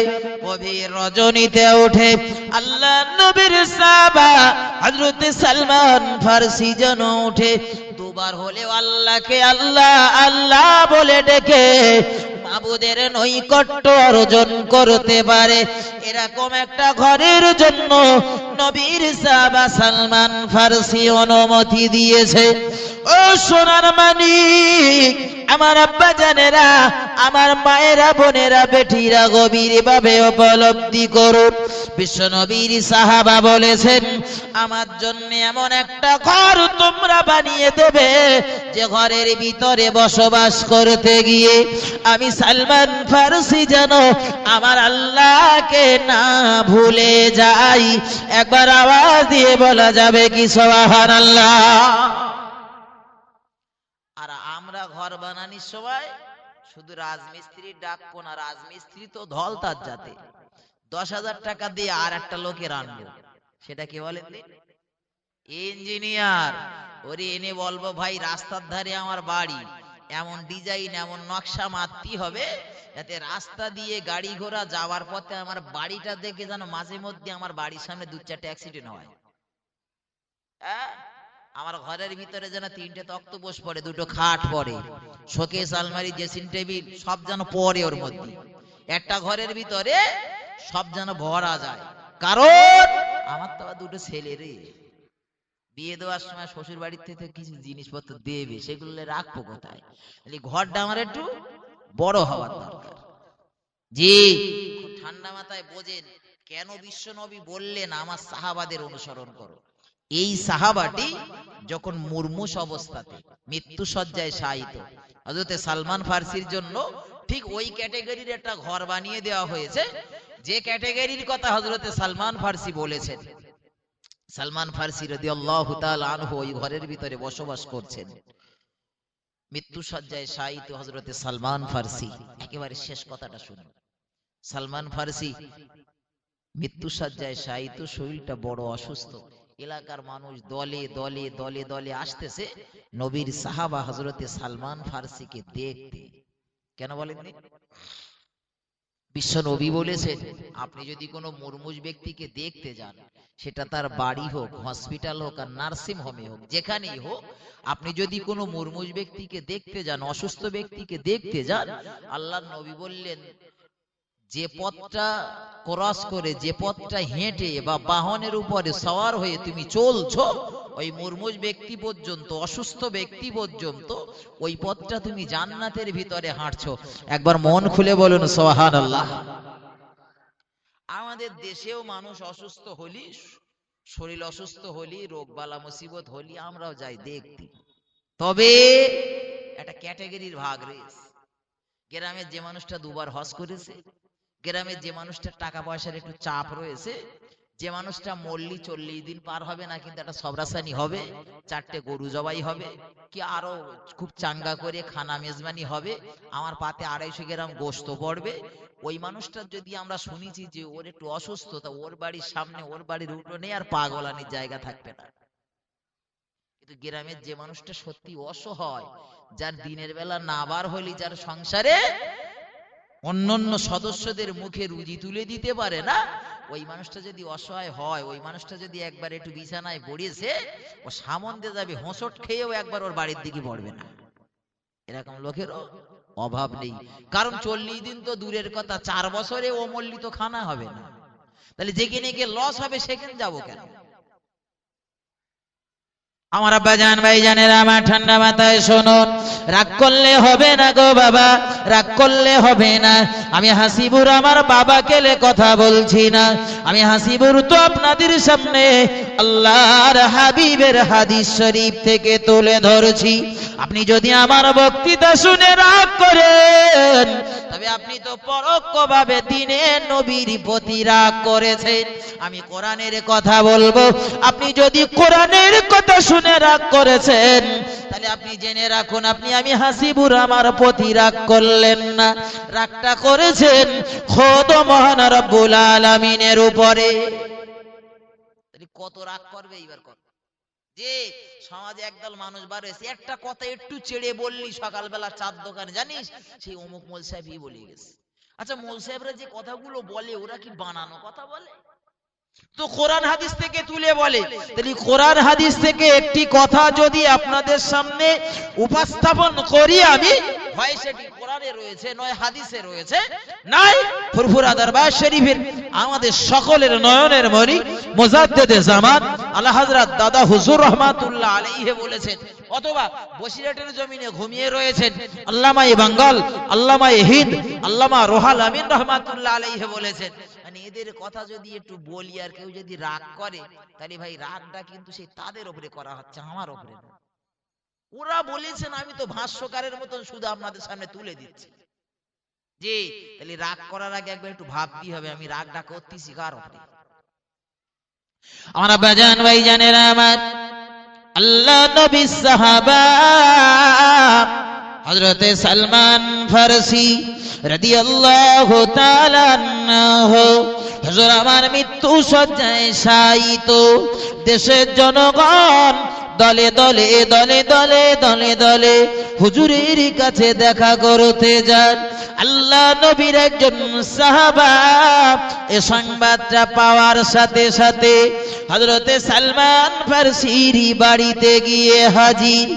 ও মা ভাইজানেরা, ও গো আমার মা বোনেরা, ও গো আমার আব্বা জানেরা, আল্লাহ নবী সাহাবা হযরতে সালমান ফারসি যখন দেখলেন বিশ্ব নবীর একজন সাহাবা সালমান ফারসির মাথার কাছে বসেছে, নবীর সাহাবা হযরত সালমান ফারসির দুটো চোখের কোণা দিয়ে টপ টপ টপ টপ করে পানি পড়ে অঝোর নয়নে কেঁদে চলেছে। নবীর সাহাবা বলেন, ভাই সালমান, চোখের কোণায় কেন আপনার পানি? আপনি কেন আমায় দেখে কাঁদছেন? কি ভয়ে আপনি কাঁদেন? ব্যাপারটা কি তো বুঝতে পারলাম না। আপনার কি ভয় হচ্ছে আপনি জান্নাতে যেতে পারবেন না? আপনার কি ভয় হচ্ছে জাহান্নামের আগুনের? হযরতে সালমান ফারসি বললেন, নবীর সাহাবা, আমি আল্লাহর নবীর সাহাবা সালমান ফারসি রাদিয়াল্লাহু তাআলা আনহু জাহান্নামের আযাবের ভয়ে কাঁদছি না, আল্লাহ পাকের দয়ার জান্নাতের আশায়ও কাঁদছি না। তবে হুজুর আপনি কাঁদছেন কেন? নবীর সাহাবা সালমান বলে, নবীর সাহাবা রে, আল্লাহ নবী গোটা জীবনটাকে দিয়েছেন আল্লাহ পাক, আপনি আমায় গরিব হালাতে বাঁচিয়ে রাখুন। আল্লাহ পাক আপনার শুকর গুজার বান্দাদের নথিভুক্ত আমায় করুন। নবী এক বেলা খেয়েছেন তো পরের বেলা খেতে পাননি, এরকম নাজির দুদিন, 3 দিন, 4 দিন আল্লাহ নবীর উনান জ্বলিনি। বিশ্ব নবীর আহলে বায়াত দিগকে সঙ্গে করে নিয়ে বিশ্ব নবী একটা খোরমা খেজুর নিয়ে দয়া নবী অর্ধেকটা নিজে খেয়েছেন, অর্ধেকটা বিবিকে দিয়েছেন। একটু জমজমের পানি খেয়ে নিজের জীবনটা অতিবাহিত করেছেন। যে নবী জন্ম নিয়েছিলেন মায়ের কোলে, পৃথিবীর জমিনে যখন তার বাপ বেঁচে ছিল না, জীবনে কোনোদিন বাপের আদর জেনে পাননি। 6 বছরের পরে কোনোদিন আর মায়ের আদর তার নসিবে হয়নি। আল্লাহ নবী গোটা জীবনটা গরিব হালাতে কাটিয়েছে। কি মক্কা জমিনে, কি মদিনার জমিনে নবী গরিব হালাতে ইন্তেকাল করেছেন, নবী গরিব হালাতে পর্দা নিয়েছেন। আমার বড় ভাই হচ্ছে আমি সালমান ফারসি, আমার ঘরের ভিতরে এত আসবাবপত্র জোগাড় হয়েছে, আমি হাসরের ময়দানে আল্লাহ নবীর সামনে গিয়ে মুখ দেখাতে পারবো কিনা? আমার ভাইজানেরা, নবীর সাহাবা হযরত সালমান ফারসি ইন্তেকাল করলেন, বিদায় নিলেন, পর্দা নিলেন। ইন্না লিল্লাহি ওয়া ইন্না ইলাইহি রাজিউন। আল্লাহ নবী সাহাবা ইন্তেকাল করেছেন। বিশ্ব নবীর একজন সাহাবা বর্ণনা করেছেন, হযরত সালমান ফারসির ঘরের ভিতরে গিয়ে আমি তন্ন তন্ন করে খুঁজতে লেগেছি। আমি অবাক হয়ে গেলাম, নবীর সাহাবা হযরত সালমান ফারসি আমার সামনে কত কান্না না কেঁদেছেন। শুধু একটা কান্নার বিষয়ে বস্তু এতটুকু, আমি ইন্তেকাল করার পর আমার ঘরের ভিতরে যত আসবাবপত্র, যত সম্পদ জড়ো হয়েছে, এটা হাসরের ময়দানে আমি আল্লাহ পাকের দরবারে এবং বিশ্ব নবীর দরবারে মুখ দেখাতে পারবো কিনা। নবীর দরবারে গিয়ে মুখ দেখাতে পারবো কিনা এই চিন্তায় আমি অস্থির। ভাই, সালমান ফারসি ইন্তেকাল করার পরে তার ঘরের ভিতরে সার্চ করা হলো, খুঁজে খুঁজে খুঁজে খুঁজে বার করা হলো সালমান ফারসির ঘরের ভিতরে কত কোটি টাকার সম্পদ রয়েছে একটু দেখার দরকার। যে সালমান ফারসি মৃত্যুবরণ করার আগে এত কান্না কাঁদতেছে, তাহলে সেই সালমান ফারসির ঘরের ভিতরে মোটামুটি একটা সম্পদ আছে বলে তো মনে হয় নাকি? বিশ্বনবীর সাহাবা বলছেন সালমান ফারসির ঘরের ভিতরটা সার্চ করে আমি মূল্যবান তিনটে জিনিস পেয়েছি। জিনিস তিনটে কি? প্রিয় নবীর সাহাবা বলছেন একটা জিনিস পেয়েছি, একটা খাদ্যের পিয়ালা, যে পিয়ালায় খাদ্য রাখা হয় ওই একটা পেয়েছি। দ্বিতীয় নম্বরে আর একটা জিনিসের নাম করেছেন নবীর সাহাবা, বললেন সালমান ফারসির ঘরের ভিতরে খাদ্য খাবার জন্য একটা প্লেট পেয়েছি, থালা। তিন নম্বরে বললেন সালমান ফারসির ঘরের ভিতরে আমি আর একটা জিনিস পেয়েছি, সেটা কি? সেটা হলো একটা পানির পাত্র। আচ্ছা, একটা মানুষ পৃথিবীতে বেঁচে থাকতে গেলে এই তিনটে জিনিসের তার প্রয়োজন আছে না নেই? রয়েছে তো। তাহলে এই তিনটে জিনিসের জন্য নবীর সাহাবা হযরতে সালমান ফারসি যদি এত অস্থির হয়ে পড়ে যে হাসরের ময়দানে গিয়ে কি আমি নবীর দরবারে দাঁড়াতে পারবো? ভাই, আমি এটা পড়ার সাথে সাথে না আমি বসে বসে ভাবতেছিল যে আল্লাহ, আমার ঘরের পোর্ট থেকে উঠি আর ঘরের দেয়ালের পেছন পর্যন্ত যদি যাওয়া হয়, একটা সাদা খাতার একটা কলমে যদি লেখা হয় কত রকমের মাল আমার ঘরে রয়েছে, ট্যাট করে যদি লেখা হয় আমার বারাসাতের বাজারের বড় দোকানে অত রকমের মাল নেই। আচ্ছা, আমার মতন জন্তুর কি খোদার দরবারে কি হিসেব দিতে হবে না? একটু কথা বলেন। আমি আপনাদের বলতেছি না, আমি আমার নিজের কথা বলতেছি। যে সম্পদ আপনি কামাই করছেন করুন, তবে এমন সম্পদ কামাই করবেন না যে সম্পদ কামাই করার পরে হাসরের ময়দানে গিয়ে ধরা খেতে হয়। জি ভাই, এইবার আসুন আমি কেন এত দূর হাঁকাচেল্লা করেছি এইবার বুঝি। তাহলে বিশ্ব নবীর সাহাবা হযরতে সালমান ফারসিকে ইরাকের বাগদাদ থেকে 40 মাইল দূরে সালমান পার্কে দাফন করা হলো।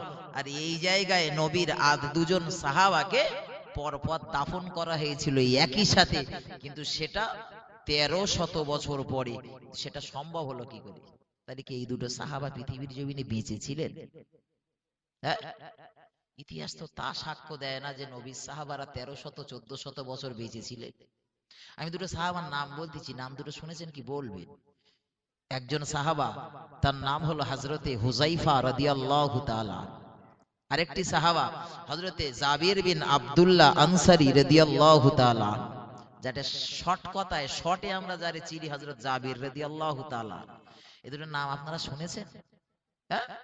এই দুজন সাহাবাকে সালমান পার্কে দাফন করা হয়েছিল সালমান ফারসি রাদিয়াল্লাহু তাআলা আনহু ইন্তেকাল করার 1300 বছর পরে। কিন্তু সম্ভব হলো কি করে?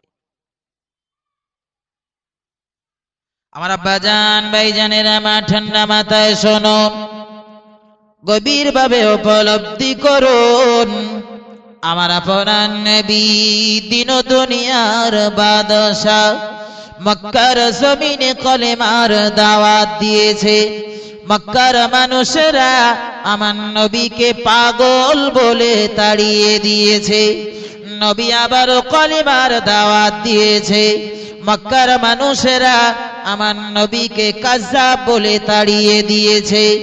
নবী আবার কলেমার দাওয়াত দিয়েছে। মক্কার মানুষেরা আমার নবীকে জ্যোতিষী বলে তাড়িয়ে দিয়েছে। নবী আবারও কলিমার দাওয়াত দিতে গিয়েছেন। মক্কার মানুষেরা আমার নবীকে মা খেকো বাপ খেকো বলে গালিগালাজ করেছে।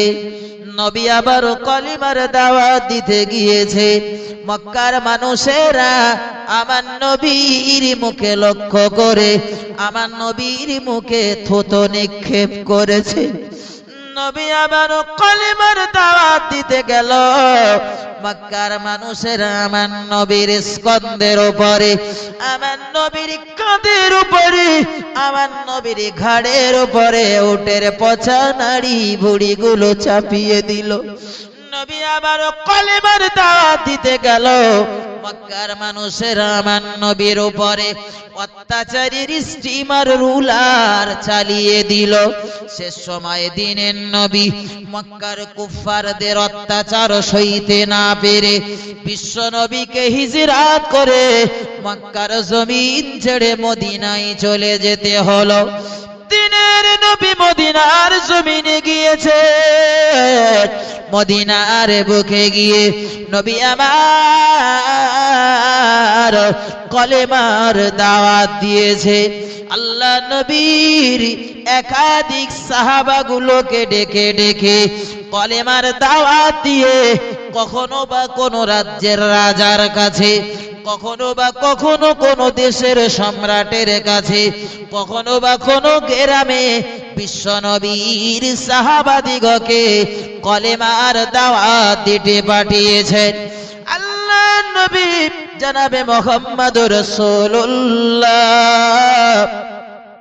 সাল্লাল্লাহু আলাইহি ওয়াসাল্লাম আমার নবীর চিন্তায় রাখুম আল্লাহ, আমি মুহাম্মদুর রাসূলুল্লাহ শুধু একা জাহান্নামের আগুন থেকে বাঁচতে চাই না, বরং গোটা পৃথিবীর কোটি কোটি কোটি কোটি মানুষগুলোকে সকলকে জাহান্নামের আগুন থেকে বাঁচিয়ে জান্নাতের পথটা ওদের দেখিয়ে দেব। আমরা যদি জান্নাতে যাই বিশ্ব নবীর কোনো লাভ হবে না, আমরা যদি দোজখে যাই বিশ্ব নবীর কোনো লস হবে না। কিন্তু আমরা যাতে সত্যকে সত্য বলে চিনতে পারি, হককে হক বলে জানতে পারি, যাতে আমরা জান্নাতের পথের পথিক বানতে পারি, এর জন্য প্রিয় নবী মার খেয়েছেন, রক্ত ঝরিয়েছেন, ঘাম ঝরিয়েছেন। দিনের নবী দান মুবারক শহীদি করেছেন। বিশ্ব নবী কখনো ওহদে দাঁড়িয়েছেন, বিশ্ব নবী কখনো বদরে দাঁড়িয়েছেন। আমার জন্য আপনার জন্য বিশ্ব নবীকে রাতের অন্ধকারে মদিনাতে যেতে হলো, কিন্তু দুনিয়ার বুকে দিনের নবী জীবনে কোনদিন এর জন্য বিনিময় আমাদের কাছে দাবি করেনি। নবীর সাহাবারা এক একজন এক এক জায়গায় কলেমার দাওয়াত নিয়ে চলে যেতেন। কত সাহাবা পৃথিবীর কত দেশে কত এলাকায় গিয়ে ইন্তেকাল করেছেন, মারা গিয়েছেন, তার সঠিক কোন হিসাব ইতিহাস বেত্তারা দিতে পারে না, ঐতিহাসিকরা বলতে পারে না। কত সাহাবা ঘুমিয়ে রয়েছেন ইরাকে, কত সাহাবা ঘুমিয়ে রয়েছেন ইরানে, কেউ বা ঘুমিয়ে রয়েছেন মক্কাতে, কেউ বা ঘুমিয়ে রয়েছেন মদিনাতে। এক একজন নবীর সাহাবা এক এক জায়গাতে গিয়ে ঘুমিয়ে রয়েছে। এই সাহাবাগুলো বিবির চিন্তা করেনি, বিবিকে বিধবা বানাতে পিছপা হয়নি, মায়ের কোলকে শূন্য করে দিতে একবারও চিন্তা করিনি। ছোট ছোট বাচ্চাগুলোকে এতিম বানাতে গিয়েও একবার তাদের বুক কাঁপিনি। তাদের বুকে তো একটাই চিন্তা ছিল, আল্লাহ বিশ্বনবীর দরবার, বিশ্বনবীকে আমরা পেয়েছি, বিশ্বনবীর দরবারে আমরা বসেছি, নবীর কথা অনুযায়ী আমরা চলেছি, আমরা একা যাব জান্নাতে, গোটা পৃথিবীর মানুষগুলো যাবে জাহান্নামে। না না না না, এটা হতে পারে না, এটা মেনে নেওয়া যায় না। তাই তো নবী সাহাবারা বিবিকে বিধবা করলো, মায়ের কোল শূন্য করলো, মায়ের কোল শূন্য করলো, ছোট ছোট বাচ্চাগুলোকে এতিম বাড়িয়ে দিল। জিহাদের ময়দানে নবীর সাহাবারা চলছে, ছোট ছোট নবী সাহাবাদের ছেলে মেয়েগুলো পিছন দিক দিয়ে জাপটে ধরেছে। আব্বাজান আব্বাজান আব্বাজান, সেইবারের মতো একটিবার আপনার কোলে আমাদের তুলে দিন, সেইবারের মতো আদরের চুমাটা আমাদের মুখে এঁকে দিন, সেইবারের মতো স্ত্রীর চুমা আমাদের মুখে আপনি দিয়ে দিন। আব্বাজান, আপনি যদি জিহাদের ময়দানে গিয়ে শহীদ হয়ে যান, আর আপনাকে আমরা আব্বা বলে ডাকতে পারবো না, একটি বারের জন্য আমাদেরকে কোলে করে তুলে আদর করে তারপরে আপনি জিহাদের ময়দানে যান। নবীর সাহাবারা এই ছোট ছোট বাচ্চাগুলোর হাত ধরে সেদিন জমিনের ওপরে আছাড় মেরে ফেলে বলেছিল, আমার আওলাদরা, ওরে আমার ছেলে, ওরে আমার মেয়ে, তোদের মতো ছেলে তোদের মতো মেয়ের আমার প্রয়োজন নেই। আমি একা জাহান্নামের আগুন থেকে বাঁচতে চাই না। গোটা পৃথিবীর প্রত্যেকটি পাকার কাঁচা বাড়ির নিচে ইসলামের দাওয়াতটা কিভাবে পৌঁছাবে, এই চিন্তা ভাবনা নিয়ে আমি নবীর সাহাবা অস্থির হয়ে পড়েছি। এর জন্য যদি বিবিকে ছাড়তে হয় ছেড়ে দেব, এর জন্য যদি তোদের মতো কচি কচি বাচ্চাগুলোকে ত্যাগ করতে হয় করব, এর জন্য যদি মায়ের কোল শূন্য করতে হয় করব, তবে পৃথিবীর একজন মানুষকেও আমরা জাহান্নামের ভিতরে যেতে দেব না। একবার মন খুলে বলা যাবে কি সুবহানাল্লাহ? ওফ, কি চিন্তা ভাবনা ছিল! আমি একা খাবো, একা পড়বো, একা শান্তিতে থাকবো, এ চিন্তা ভাবনা না। আরে নবীর দরবার আমি পেয়েছি, নবীর হাতে হাত দিয়ে কলেমা পড়েছি, আমি মুসলমান হয়েছি, আমি ইমানদার হয়েছি, আমি একা জান্নাতে যাব না, হতে পারে না। পৃথিবীর কোনায় কোনায় যত মানুষ রয়েছে প্রত্যেক মানুষের কাছে কলেমার দাওয়াত পৌঁছে দেব, ওরা যেন জাহান্নামের পথটা ছেড়ে দিয়ে জান্নাতের পথে হাসরের ময়দানে একযোগে হাসতে হাসতে যেতে পারি। একবার মন খুলে বলা যাবে সুবহানাল্লাহ? আর আমাদের চিন্তা ভাবনা তো শুধু কোলটান সোলটান, আমারটা হলেই হলো, আর কারোর হোক আর না হোক। বলে না, বল নিজি বাপ নিজি বাঁচি তো বাপ মান না, একটা প্রবাদ বাক্য রয়েছে গ্রাম বাংলায়, খুব চলে এই কথাটা। বলে আমি যদি বাঁচি তো বাপ মান না। রে, তোর বাপ মা ছিল বলে তো তুই পৃথিবীতে এইছিস, তাহলে এই কথাটা বলিস কি করে, আমি যদি বাঁচি তো বাপ মান না? তুই বাঁচার আগে তোর বাপ মার দেখ। পৃথিবীর জমিনে সম্মান যদি পেতে চান, পৃথিবীর বুকে আপনি যদি সত্যিকারের ভালো মানুষ হবার ইচ্ছা থাকে, নবীর উম্মত হবার ইচ্ছা যদি থাকে, তো সবার আগে বাপ মার খেদমত করেন দিন একটুখানি। বাপ মার খেদমত করে দেখেন ফায়দা হয় কিনা। ওই সকাল বিকেল দুপুর রাতে শুধু ফোনের উপরে ফোন, হুজুর আমার সংসারে না উন্নতি হচ্ছে না, আমার না রুজি রোজগারে বরকত হচ্ছে না, আমি তাদের বলতি তাবিজ লাগবে না, একটু বাপ মার কাছে যা। বাপ মার কাছে গিয়ে ওদের হাতে না ধরে পায়ে ধরে যদি ভুল ত্রুটি করিস তা ক্ষমা চেয়ে এলে, বাপ মার কাছ থেকে একবার একটু দোয়া নিয়ে দেখ, তোর নসিবে যদি লাগে না, পৃথিবীর কোন মানুষের প্রয়োজন নেই, এমনি তুই একেবারে হাওয়ায় হাওয়ায় উড়বি ইনশাআল্লাহ।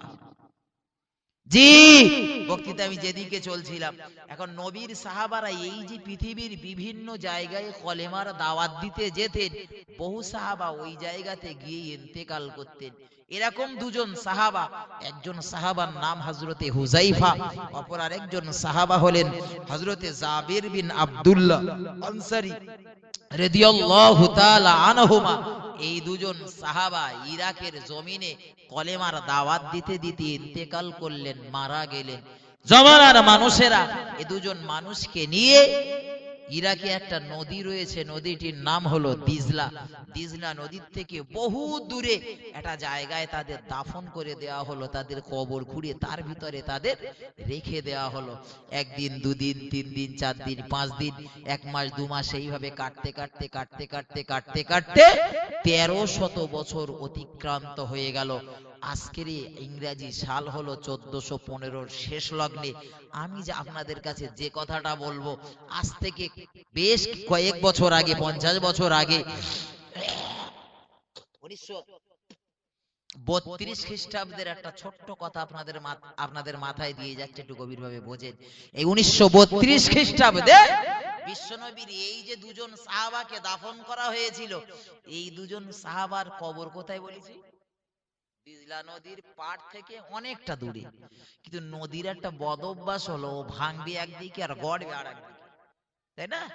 এখন সালমান ফারসি আর জাবির রাদিয়াল্লাহু তাআলা আনহুর কবর, যে আনহুমা হুজুরদ্বয়ের কবর যেদিকে রয়েছে, ভাঙবে তো ভাঙ ওই দিকেই ভাঙতেছে, নদী গড়তেছে ওই দিকে আর এই দিকে ভাঙতেছে। ভাঙতে ভাঙতে ভাঙতে ভাঙতে ভাঙতে ভাঙতে ঠিক হযরত হুযাইফা রাদিয়াল্লাহু তাআলা আনহুর একদম কবরের নিকটে চলে এসেছে নদীর বাঁধ। এখন জোয়ারে যখন পানি ওঠে, হালকা হালকা কবরের ভিতরে পানি ঢুকতেছে, সামান্য সামান্য কবরের ভিতরে পানি ঢুকতেছে। নবীর সাহাবা হযরতে হুযাইফা রাদিয়াল্লাহু তাআলা আনহু রাতের অন্ধকারে ইরাকের বাদশা সম্রাট ফায়সালকে স্বপ্ন দেখিয়ে বলছেন, সম্রাট ফায়সাল, আমি নবীর সাহাবা হযরত হুযাইফা বলছি, আমার কবরের ভিতরে সামান্য সামান্য পানি ঢুকতেছে। আমার পাশে শুয়ে রয়েছেন নবীর আরেকজন সাহাবা হযরত জাবির রাদিয়াল্লাহু তাআলা, তার কবরের ভিতরেও পানি ঢোকবে ঢোকবে ভাব। তোমার কাছে আমার অনুরোধ, খুব তাড়াতাড়ি, যত তাড়াতাড়ি পারো আমাদের কবর দুটো খুঁড়ে এখান থেকে তুলে আমাদের একটু দূরে, যে জায়গায় নদীর পানি আমাদের কবরে ঢোকবে না, এরকম একটা জায়গায় পুনরায় আমাদের দাফন করে দাও। একবার মন খুলে বলা যাবে না সুবহানাল্লাহ? একটু আওয়াজ দিয়ে বলবেন না সুবহানাল্লাহ? ভাই তাহলে কি জীবন গঠন করেছে বোঝা যাচ্ছে। কবরে হালকা একটু পানি ঢুকতেছে, দেশের সম্রাটের স্বপ্ন দেখিয়ে বলতেছে, আমাদের এখান থেকে তোলো, তুলে আমাদের অন্য জায়গায় দাফন করো। আমাদের বাপ মরেছে, মা মরেছে, চাচা মরেছে, চাচি মরেছে, নানা মরেছে, দাদি মরেছে, কত মরেছে, আর কত বাঁশতলায় আম বাগানে শুকিয়ে রেখেছি তার ঠিক নেই। ভাই আষাঢ় মাসে, জ্যৈষ্ঠী মাসে ওই কবরের ওপর দিয়ে স্রোত বচ্ছে। আচ্ছা, আমাদের বাপ চাচারা কোনোদিন স্বপ্ন দেখে বলেছে যে আমাদের কবরে পানি ঢুকতে, খোকা একটু তুলে চালের মাথায় রেখে দে, বর্ষাকালটা পার হয়ে গেলে আবার ওকে দিস কর। অনেকে বলেন, অনেক মানুষ বলেন যে হুজুর আমরা স্বপ্নের কথা মানবো কেন? স্বপ্নকে তারা উভস্যি করে উড়িয়ে দেয়, স্বপ্নের বিষয়টা তারা মানতে চায় না, তারা শুনতে চায় না। আমি তাদের দিকে লক্ষ্য করে বলতে চাই, আমি হাসিপুর গেঁজা খেয়ে স্টেজে উঠিনি। জি, আমি বলতেছি, আপনার বাড়ি যদি বুখারী শরীফ থাকে এক্ষুন খোলের, প্রমাণ হয়ে যাবে। আপনার বাড়ি মুসলিম শরীফ থাকলে আপনি এক্ষুন খোলেন, প্রমাণ হয়ে যাবে। আপনার বাড়ি মিশকাত শরীফ থাকলে আপনি এক্ষুন খুলুন, প্রমাণ হয়ে যাবে। বিশ্বনবী হাদিস শরীফের ভিতরে বললেন, সত্য স্বপ্ন হলো নবুয়াতের 46 ভাগের 1 ভাগ। একবার মন খুলে বলা যাবে সুবহানাল্লাহ? আচ্ছা, কথাটা কে বলেছেন? আল্লাহ নবী বলেছেন, সত্য স্বপ্ন হলো নবুয়াতের 46 ভাগের 1 ভাগ। ভাই আমরা তো স্বপ্ন দেখে হেলায় ফেলায় উড়িয়ে দেই, কি দেখেছি কিছু মনে নেই, আর কিছু একটা দেখলি সারা দেশের মানুষের সাথে বলা শুরু করে দিই, জানিস আমি না কাল রাত্রি একটা এরকম স্বপ্ন দেখিস, কি ভয় আমার লেগেছে তার ঠিক নেই। কিন্তু জানেন, খারাপ স্বপ্ন দেখলে আমাদের কি আমল করতে হয়, আর ভালো স্বপ্ন দেখলে কি আমল করতে হয় জানা আছে? একটু কথা বলুন, আছে তো জানা নাকি? জানা নেই? তাহলে স্বপ্ন দেখে উভস্যি করে কেন উড়িয়ে দেবো? যদি স্বপ্নের বিষয়ে আমাদের জানা থাকতো তাহলে স্বপ্ন নিয়ে আমরা উভস্যি করতাম না। শোনেন, আমার গাঁজা খাওয়া কথা বলছি না। বিশ্ব নবী জনাবে মুহাম্মদুর রাসূলুল্লাহ সাল্লাল্লাহু আলাইহি ওয়াসাল্লাম বলেছেন, মানুষ যা স্বপ্ন দেখে, স্বপ্ন 3 প্রকার। কত প্রকার? 3 প্রকার। একটা স্বপ্ন হলো মানুষের মনের কল্পনা। কিরকম? খুব ঠান্ডা মাথায় বোঝেন। এখন ধরেন আপনাদের এই কি গ্রামের নামটা ভুলে গেল, সলুয়া। সলুয়ার যুবক ছেলেরা এই আশেপাশে ধরেন একটা ফুটবল খেলা হচ্ছে, তো সেই ফুটবল খেলার একটা টাইলেস, যদিও ফুটবল খেলাটা হারাম, তারপরেও আমি আপনাদের বোঝানোর জন্য একটা উদাহরণ দিচ্ছি। এখন ধরেন এই ছেলেগুলো একটা ফুটবল খেলার টাই নিয়েছে, এদের চিন্তা ভাবনা 1 লাখ খরচা হোক, 1.5 লাখ খরচা হোক, যা হয় হবে, তবে একটা ভালো টিম সেট করে আমরা ওই মাঠে লাগাবো, যাতে সলুয়া গ্রামের নাম উজ্জ্বল হয়। আমরা কিন্তু হেরে বাড়ি আসবো না, ফার্স্ট টপিলে বাড়ি আসবো। এরকম একটা চিন্তা ভাবনা। কিন্তু এরা কালেকশন করতে করতে করতে করতে দেখা গেল খেলার আগের দিন সন্ধ্যেবেলা খবর হচ্ছে একটা ভালো টিম তৈরি করতে গেলে 1 লাখ টাকার দরকার, কিন্তু ওদের কালেকশন হয়ে 2000 টাকা। ভালো টিম হবে? হবে? হবে না। এখন যারাই খেলার টিম লেছে ওরাই নিজেরা চিন্তা করতে, তাই 2000 টাকায় আমরা টিম পাবো কোথায়? হচ্ছে এক কাজ কর, আমরা যারা একটু ভালো খেলতে পারি আমরাই লাভবো, হয় হারবো নাই জিতবো, যাই হবে। এখন মোটামুটি নিজেদের মধ্যে আলোচনা করলে যে তুই গোলকিপার, মানে তুই গোলে থাকবি, তুই ব্যাগে থাকবি, তুই সাইড ব্যাগে থাকবি, তুই মাঝ ম্যাটে থাকবি, কারোর বা বলেছে তুই স্ট্রাইকারে থাকবি, এইভাবে সব ভাগ করলেস। এখন যে ছেলেটার বলেছে তোর স্ট্রাইকারে থাকতে হবে, এখন এই ছেলেটা হ্যালো পরে করে ভাই, এখন যে ছেলেটার বলেছে তোর স্ট্রাইকারে থাকতে হবে, ও সারাদিন ধরে ধরে ভাবতেছে, ওহ কালকে যদি আমি গোলের সামনে একটা বল পাই, তো তাতে আমার যত কষ্ট হয় হোক, যদি আমার একটা ঠ্যাং ভাঙে তাও ভাঙো, আমি সলুয়া গ্রামের নাম আমি উজ্জ্বল করবই, যে কোনো প্রসেসে একটা গোল দেবই, আমার গ্রামের সম্মান আমি বাঁচাবো। গোটা দিন এইটা ভাবতে ভাবতে ভাই খেলা যারা নেয় তারা কোথাকার ছেড়ে বলেন, ক্লাবের ছেলে না এরা বেশি। হ্যাঁ, ক্লাবের ছেলেগুলো ওদের একটা বদ অভ্যাস রয়েছে, দেখবেন ওরা রাত 12টা 1টা 1:30 2টো 2:30 3টে পর্যন্ত ক্যারাম বোর্ড পেটায়, তাই না? এখন ওই ক্যারাম বোর্ড পেটাচ্ছে, ক্যারাম বোর্ড পিটকে পিটকে পিটকে পিটকে রাত 1:30 2টো পানা বাজে, ওর তখন স্মরণ হয় সেই কাল সকাল তো 8টায় খেলার, এখন যদি আমি গিয়ে না ঘুমোই শরীর শক্তি কমে যাবে, সকালে মাঠে গিয়ে খেলবো কি করে? এখন বাড়ি গিয়ে দেখতেছে ঘরের সব দরজা জানলা সব আটকানি, এত দেখতেছে তাকে উঠতেছ না, রাগ করে এখন জায়গা খুঁজতে খুঁজতে দেখে বারান্দার একটা কোণে ওর আব্বা একটা তক্তপোষের উপরে শুয়ে রয়েছে, খাওয়া দাওয়া তো মাথায় উঠেছে, ওর বাপের পাশে গিয়ে চুপচাপ শুয়ে পড়েছে। এখন রাতের বেলা ও স্বপ্ন দেখতেছে খেলা শুরু হয়ে গেছে, খেলা শুরু হয়ে গেছে, একটা বল এমন জায়গায় এসে খুব কায়দা করে ব্যাক ভলি করতে হবে, ব্যাক ভলি না করলে গোল হবে না, ও খুব কায়দা করে ব্যাক ভলি করেছে, সেই ব্যাক ভলি শট গিয়ে পড়েছে ওর বাপের থম নাই, বোঝা যাচ্ছে? ওর বাপ নিয়ে উঠে সপাট করে একটা চড় মেরেছে, ও তো প্রচন্ড ঘুমের ভিতরে রয়েছে, ও চোখ ডলতেছে আর বলতেছে কি এরকম বাপ বলেন দিন আপনি, আপনার ছেলে যে এত সুন্দর করে একটা গোল দিয়েছে, আপনি কোলে করলে নাচবেন কি না, আপনি আমার থমনে চড় মারতেছেন।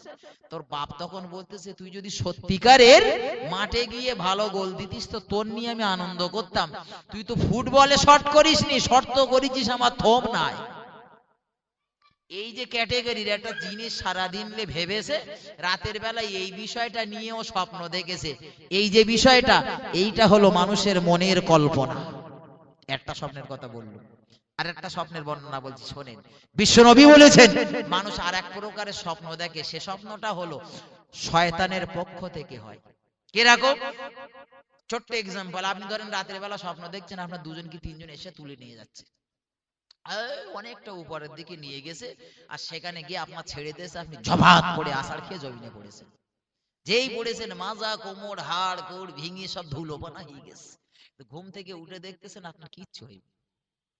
এই যে ভীতি প্রদর্শক স্বপ্ন, একটা বাঘ আপনার তাড়া দিচ্ছে, কি একটা সাপ আপনার দংশন করতে আসছে, এই ক্যাটেগরির অধিকাংশ স্বপ্নগুলো হয় শয়তানের পক্ষ থেকে।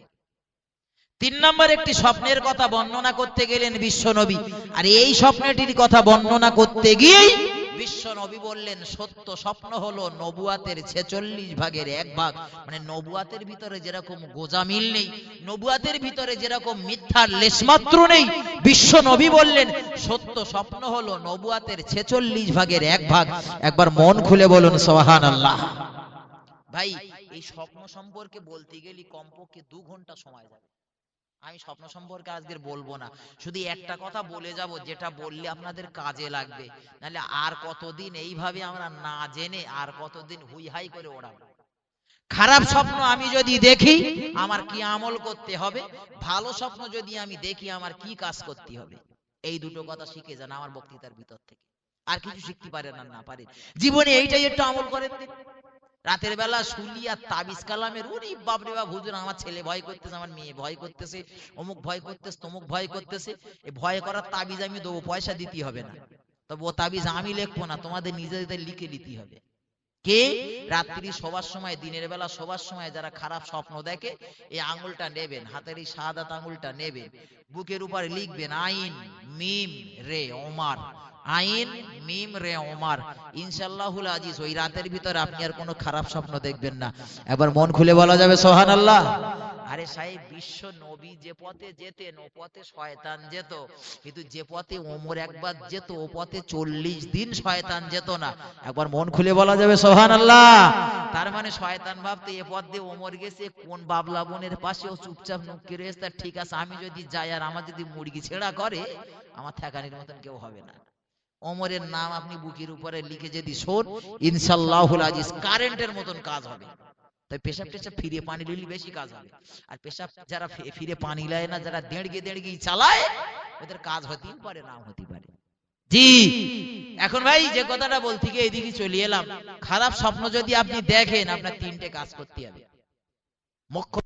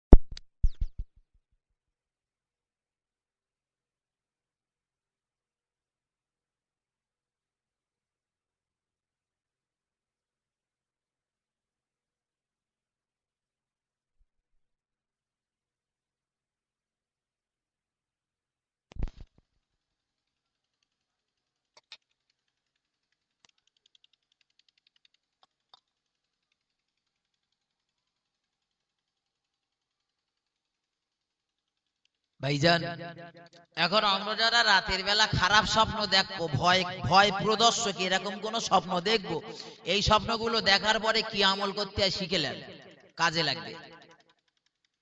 আমার আব্বাজান ভাইজানের আমার ঠান্ডা মাথায় শোনো, গভীর ভাবে উপলব্ধি করুন, কোন মানুষ যদি রাতের অন্ধকারে অথবা দিনের আলোতে খারাপ কোন স্বপ্ন দেখে, ভীতি প্রদর্শন কোন স্বপ্ন দেখে, ওই মানুষটির করণীয় কর্তব্য হলো, 1 নম্বরে আল্লাহ নবী বললেন, ও মানুষটা যদি ডান দিকে কাত হয়ে শুয়ে থাকে, ওই মানুষটাকে বাম দিকে কাত হয়ে শুতে হবে, একটা দিক। দ্বিতীয় আর একটা আমলের কথা আল্লাহ নবী বললেন, ওই মানুষটাকে বাম দিকে 3 বার থুতু নিক্ষেপ করতে হবে। 3 নম্বরে আল্লাহ নবী বললেন, আর এই স্বপ্নের তাবিরের হাত থেকে বাঁচার জন্য আল্লাহ পাক আল্লাহ তাআলা দরবারে পানা চাইতে হবে, মাবুদের দরবারে সাহায্য চাইতে হবে।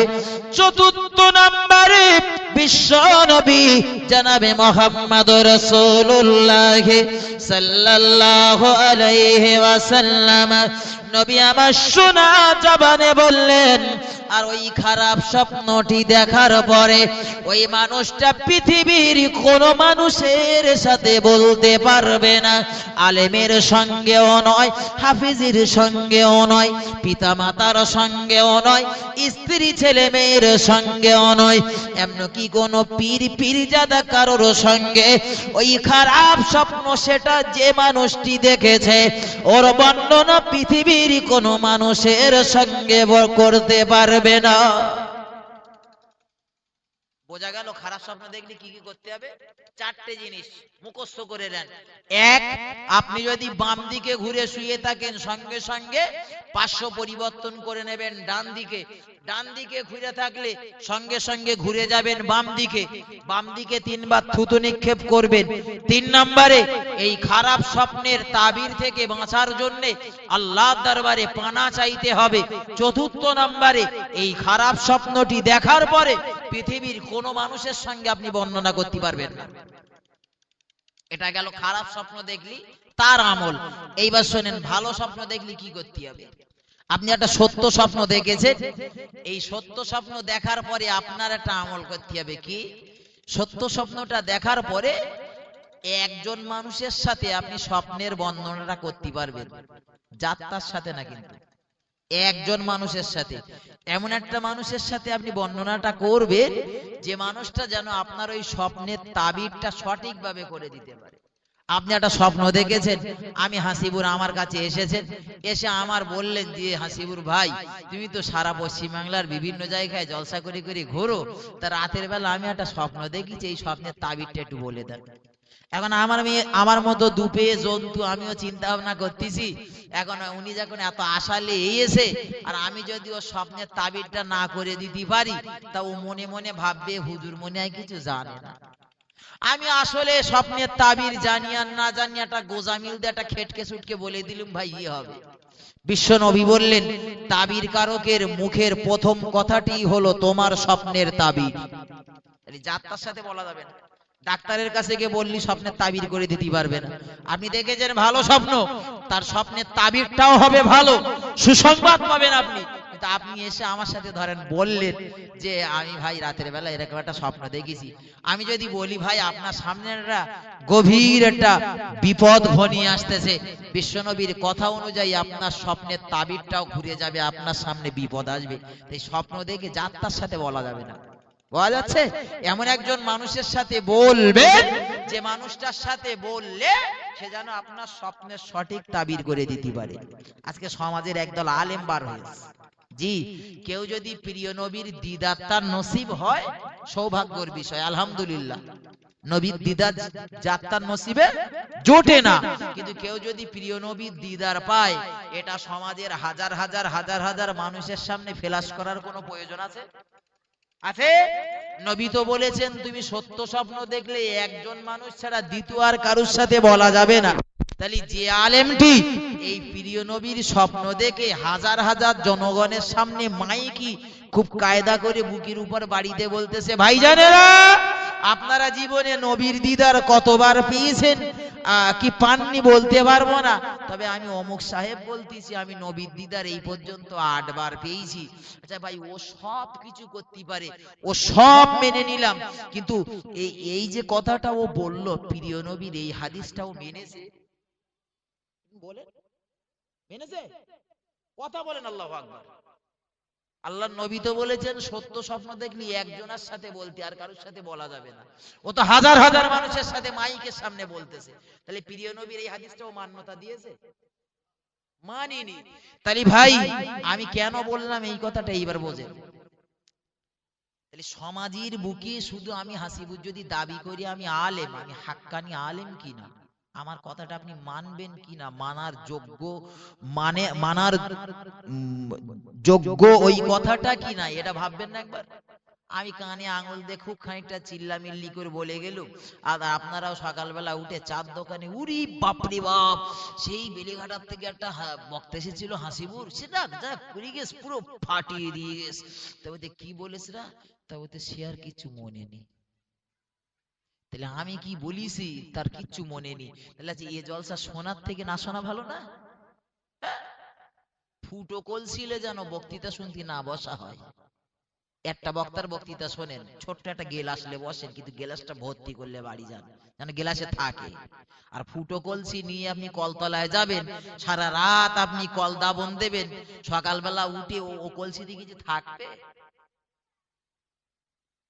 আমার আব্বা জান ভাই জানেন আমার বক্তৃতা আমার এখানে নয়, আল্লাহ নবী সাহাবা হযরত হুযায়ফা রাদিয়াল্লাহু তাআলা আনহু রাতের অন্ধকারে হুজুর আমার ইরাকের সম্রাট ফয়সালকে স্বপ্ন দেখালেন।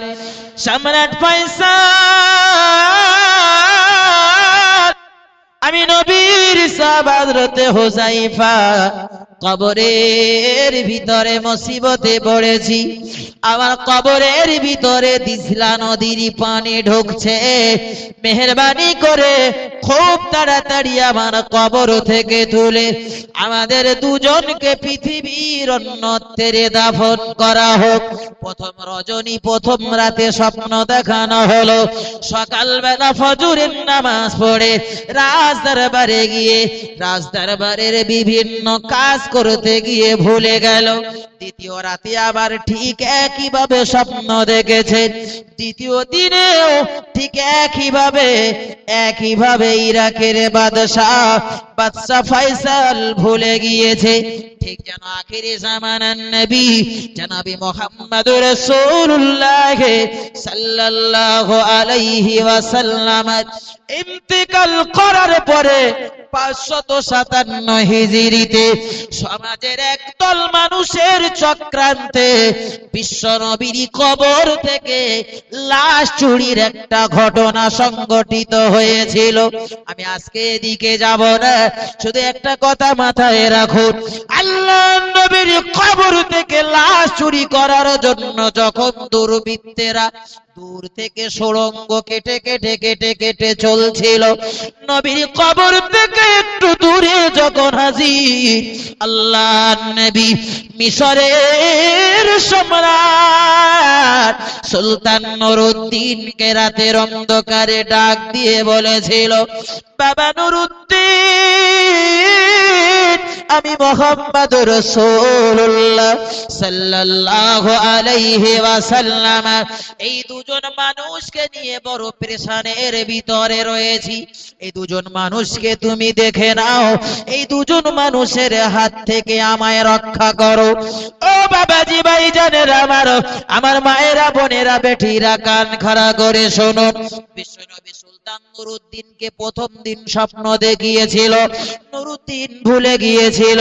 দ্বিতীয় দিন স্বপ্ন দেখিয়েছিল, নুরউদ্দিন ভুলে গিয়েছিল। তৃতীয় দিন স্বপ্ন দেখানোর পরে নুরউদ্দিনের মনে পড়েছিল। তাই তো মিশরের সম্রাট নুরউদ্দিন এই সমস্যার সমাধান করার জন্য একটা পদক্ষেপ নিয়েছিলেন। আজকে বক্তৃতা আমার ওদিকে নয়, আমি বোঝাতে চাচ্ছি আল্লাহ নবী কবরের ভিতরে সমস্যায় পড়েছে। রাতের অন্ধকারে ইরাকের বাদশা মিশরের বাদশাকে স্বপ্ন দেখিয়েছে, আর নবীর সাহাবা বিপদে পড়েছে।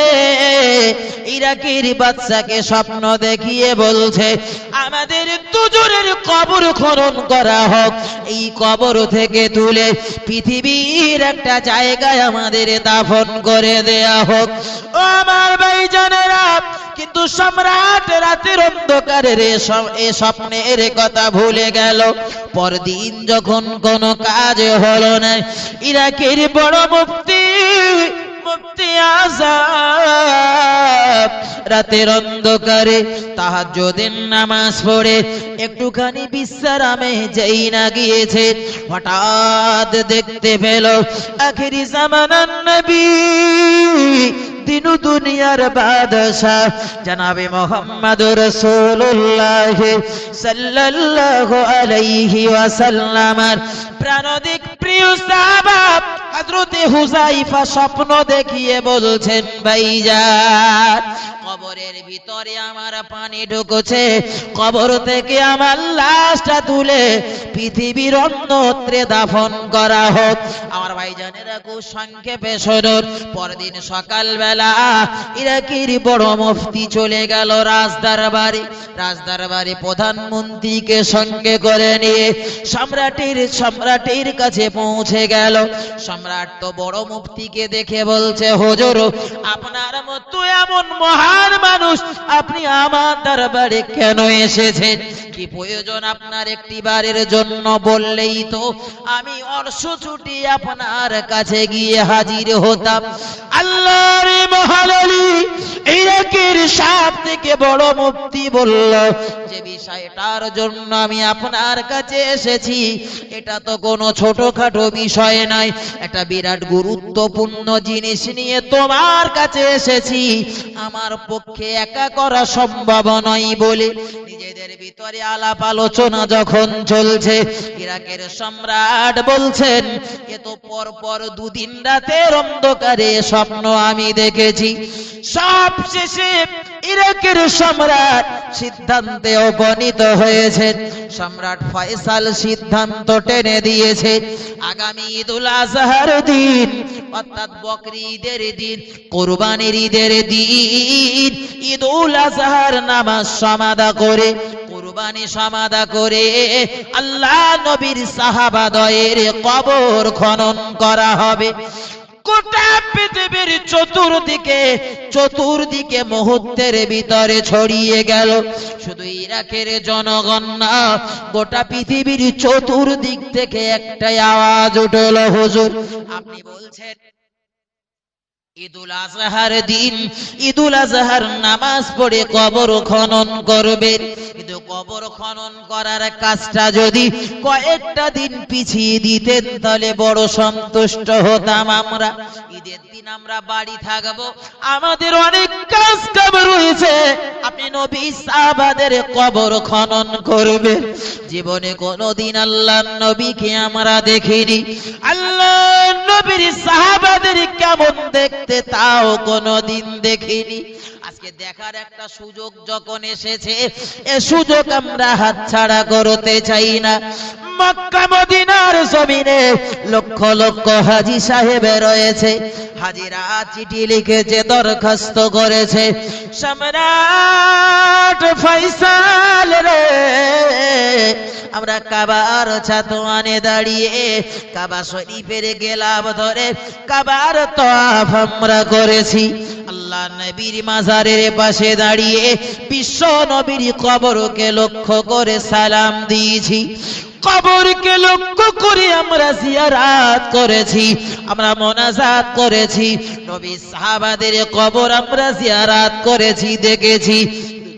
কোনদিন নবীকে দেখিনি, নবী সাহাবাদের কেউ দেখিনি। আজকে যদি আপনি দিনটা একটু পরিবর্তন করে দেন, কয়েকটা দিন যদি পিছিয়ে দেন, আমাদের হজের কাজ যদি শেষ হয়ে যেত, আমরা জলদি করে ইরাকের বুকে চলে যেতাম। নবী সাহাবারা কবরের ভিতরে কি হালাতে রয়েছে একদিন নয়, দুদিন নয়, আজ থেকে 1300 বছর আগে কবরের ভিতরে যাদের শোয়ানো হয়েছে, কবরের ভিতরে কি হালাতে রয়েছে দেখতাম। কবর ওদের লাশটা নষ্ট করতে পেরেছে কি পারিনি, পোকামাকড় ওদের লাশটা খেয়েছে কি খাইনি, এটা যদি চর্ম চোখে দেখতাম, ইসলাম ধর্মের প্রতি আমাদের আরো প্রগাঢ় বিশ্বাস জমে যেত। সম্রাট বিরাট ফ্যাসাদে পড়েছে আল্লাহ, একদিকে লক্ষ লক্ষ মানুষের অনুরোধ, অপরদিকে নবীর সাহাবা বলেছেন খুব তাড়াতাড়ি কবর থেকে তুলে অন্যত্রে দাফন করো। কথা মতো যখন আলাপ আলোচনা চলছে, ইরাকের মুফতি আজম বললেন, হুজুর একটা কাজ করা যায়, হযরত নবীর সাহাবাদের কবর থেকে একটু দূরে একটা বড় করে গাড্ডা খোঁড়া যায়, বড় করে একটা গর্ত করে ওই গর্তের ভিতরে নুড়ি পাথর দিয়ে একটা দেয়ালের মতো তৈরি করে দেওয়া যায়, যাতে করে খুব তাড়াতাড়ি দিজলা নদীর পানি ওদের কবরের ভিতরে প্রবেশ না করে। আপনি কয়েকদিন পিছিয়ে দিলে সত্যিই তো উম্মতে মুহাম্মাদি আল্লাহ নবীর দুজন সাহাবাকে দেখতে পেত। কথা মতো কাজ সুন্দর করে একটা গর্ত খোঁড়া হলো। ভাই 10 দিন পরে সিদ্ধান্ত করেছে 10 দিন পরে এদের কবর খোঁড়া হবে। এখন 10 দিনের মাথায় দেখা গেল ইরাকের মাদায়েন শহরে লক্ষ লক্ষ মানুষের সমাগম। ভাই একজন ঐতিহাসিক বলছেন কমপক্ষে 5 লক্ষ মানুষ এসেছে, একজন না, 5 লক্ষ মানুষ। শুধু যে মুসলমান রয়েছে এর ভিতরে তা না, এর ভিতরে ইহুদিরা রয়েছে, এর ভিতরে খ্রিস্টানরা রয়েছে, এর ভিতরে বহু ডাক্তার রয়েছে, বহু ইঞ্জিনিয়ার রয়েছে, এর ভিতরে বহু দেশের সম্রাটরা রয়েছে, মন্ত্রী মহোদয়, বহু মানুষ রয়েছে। তাদের একটাই টার্গেট, বিশ্বনবী সাহাবারা কবরের ভিতরে কিভাবে রয়েছে একটুখানি দেখবো। ইসলাম তো সবাই ওরা দাবি করে ইসলাম ধর্ম সত্য ধর্ম, ইসলাম ধর্ম খাঁটি ধর্ম। বিশ্ব নবী যে কথাটা বলেছেন এ কথার একটাও মিথ্যা নেই। নবী জীবন দশাতে বলেছে যারা আল্লাহর মাহবুব, যারা আল্লাহর পিয়ারা বানতে পেরেছে কবরের শক্তি নেই ওদের লাশ নষ্ট করার, কবরের শক্তি নেই পোকামাকড় ওদের লাশ খেতে পারে। আজকেই প্রমাণ হয়ে যাবে। নবীর কবর তো খুঁড়িয়ে আমরা কোনোদিন দেখতে পারিনি, আজকে নবী সাহাবাদের কবর একটু খুঁড়ে দেখবো। নবী যাদের জন্য সার্টিফিকেট দিয়েছে আমার সাহাবারা হলো আসমানের নক্ষত্র সমূহ, তোমরা যাকে খুশি তারে অনুসরণ করো, তোমাদের গন্তব্যস্থলটা হবে আল্লাহ পাকের দয়ার জান্নাতের ভিতরে। একবার মন খুলে বলুন সুবহানাল্লাহ। এই সাহাবাদের কবর খোঁড়া হবে। ভাই ইহুদি খ্রিস্টানরা তো এসেছে, আর সেই সাথে কত সাংবাদিক বন্ধুরা এসেছে তার কোনো ইয়াত্তা নেই। মানে তাদের একটাই টার্গেট, যদি নবী সাহাবাদের কবরের ভিতরে লাশ না পাওয়া যায় তো এক মুহূর্তের ভিতরে গোটা পৃথিবীর চতুর্দিকে ছড়িয়ে দেব ইসলাম ধর্মটা মিথ্যা ধর্ম। ইসলামের যিনি নবী মুহাম্মদ সাল্লাল্লাহু যত কথা বলতেন তার প্রত্যেকটি কথা মিথ্যা।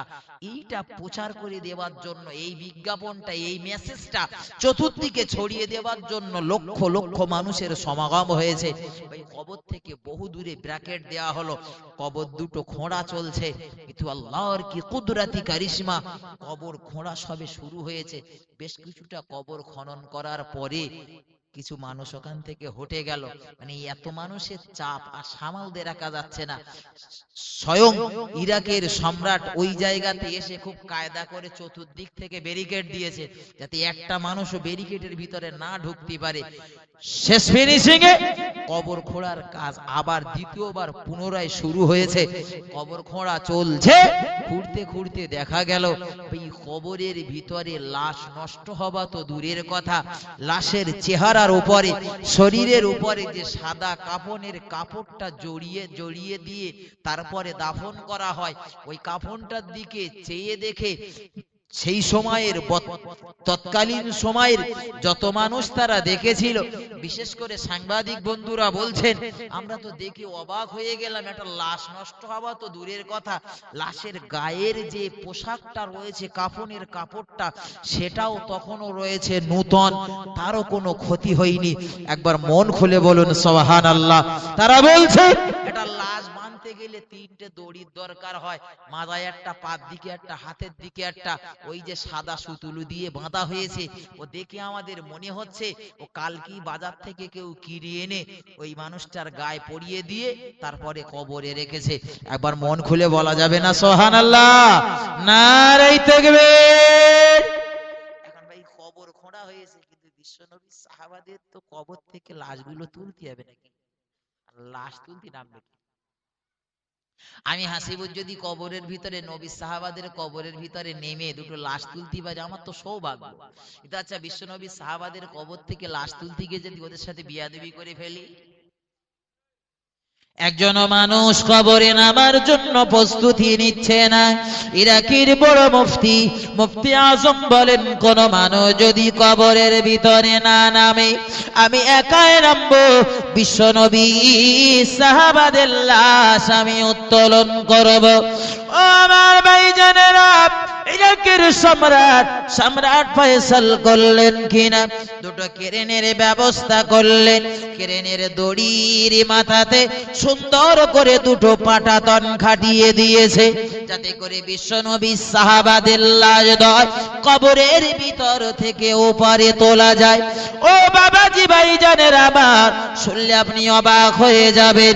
একজন সাংবাদিক বন্ধু বলছেন আল্লাহ নবী সাহাবাদের কবরের ভিতরে ক্রেনের দড়িটা শুধুমাত্র নামাতে যতটুকু সময়, ইরাকের বড় মুফতি আজম কবরের ভিতরে নামবেন, কিন্তু কবরের ভিতরে নামার আগে আমার আল্লাহর কি কুদরতি কারিশমা, কোন মানুষ লাগলো না, কোন হাত লাগলো না, নবী সাহাবাদের লাশ এমনি এমনি কেলেনের দড়ির রশির মাথাতে, তারের মাথাতে যে পাটা তল লাগানো রয়েছে ওতে এমনি এমনি সেট হয়ে গেল।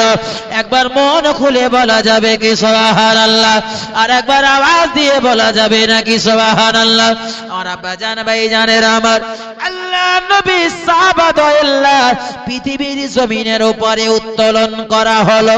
সুন্দর করে কাঁচের দুটো ছোট্ট ছোট্ট ঘর মতো বানানো হলো।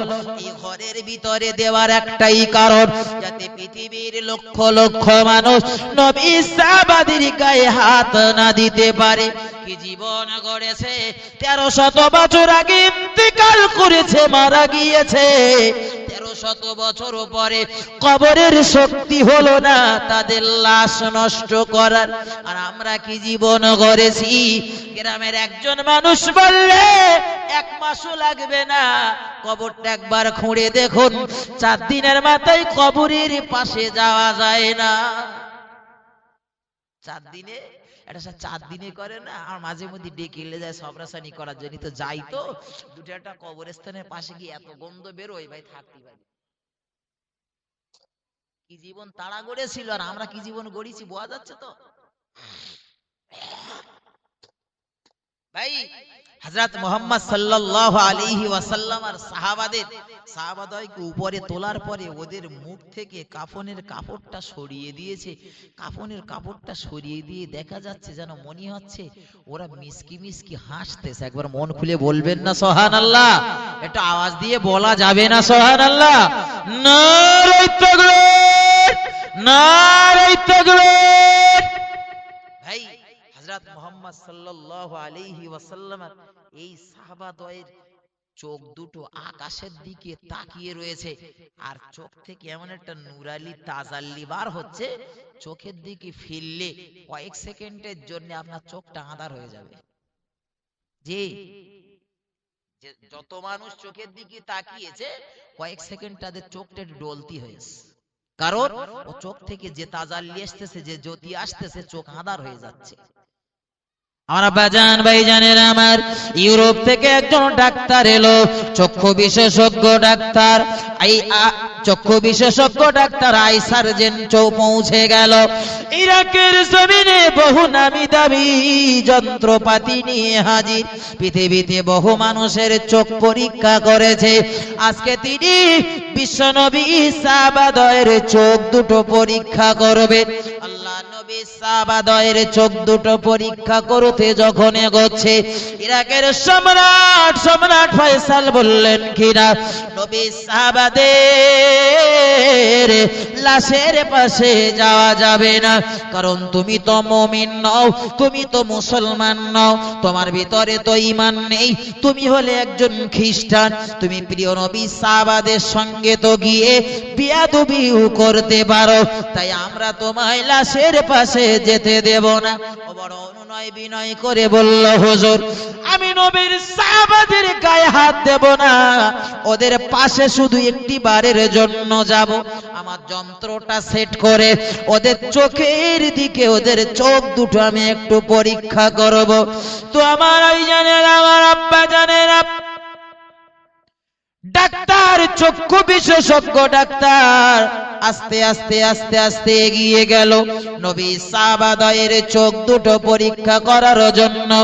একেবারে মাথার কাছে গিয়ে দাঁড়িয়ে যন্ত্র দিয়ে দূর থেকে চেক করে দেখলেন। দূর থেকে চেক করে দেখে মাথাটা উঁচু করে দাঁড়িয়েছে। মাথাটা উঁচু করে দাঁড়িয়ে এ যন্ত্রটা জমিনের উপরে আছাড় মেরে ফেলে দিয়েছে। সামনে যত মানুষ রয়েছে আওয়াজ তুলেছে, ভাই কি ব্যাপার, যন্ত্র আপনি জমিনের উপরে আছাড় কেন মারলেন? ডাক্তার বাবু বলছেন, হ্যাঁ দেশের জনগণ, এ যন্ত্র আমায় নাম করা ডাক্তার বানিয়েছে। এ যন্ত্রের সাহায্যে আমি হাজার হাজার মানুষের চোখ দেখেছি। এ যন্ত্র দিয়ে আমি পৃথিবীর জমিনে অনেক টাকা কামিয়েছি, অনেক নাম কামিয়েছি, কিন্তু আমি অবাক হয়ে গেলাম 1300 বছর আগে যে দুটো মানুষ মরেছে তাদের কবরের লাশ এখনো টাটকা, দেখলে যেন মনে হবে সকালে মরেছে। আমার এ যন্ত্র আমার দেহটা এত সুন্দর করে রাখতে পারবে না, যে যন্ত্র দিয়ে কবরে গিয়ে আমি আযাব থেকে নিষ্কৃতি পাবো না, যে যন্ত্রের দ্বারা কবরে গিয়ে আমি শান্তিতে থাকতে পারবো না, ও যন্ত্রের আমার প্রয়োজন নেই। নবীর সাহাবারা যে পথে চলেছেন, যেভাবে আমল করেছেন, আমিও আমার নিজের জীবনটা ওইভাবে বাস্তবায়িত করতে চাই। একবার মন খুলে বলা যাবে কি সুবহানাল্লাহ? ইউরোপীয় ডাক্তার সঙ্গে সঙ্গে ইরাকের বড় মুফতি আজমের হাতে হাত দিয়ে পড়ে নিলেন ঈমানের কলেমা, আশহাদু আল্লা ইলাহা ইল্লাল্লাহু ওয়া আশহাদু আন্না মুহাম্মাদান আবদুহু ওয়া রাসূলুহু। এবার মহব্বতে দরুদ আল্লাহুম্মা সাল্লি আলা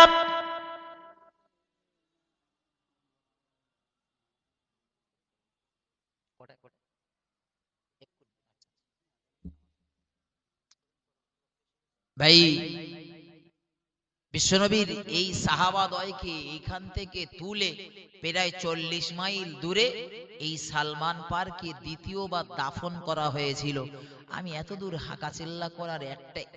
দূর হাঁকাচিল্লা করেছি শুধু একটি কথা বলার জন্য, প্রিয় নবী কেন বললেন যে আমার সাহাবাদের অনুসরণ করো, কি জীবন তারা গঠন করেছিল।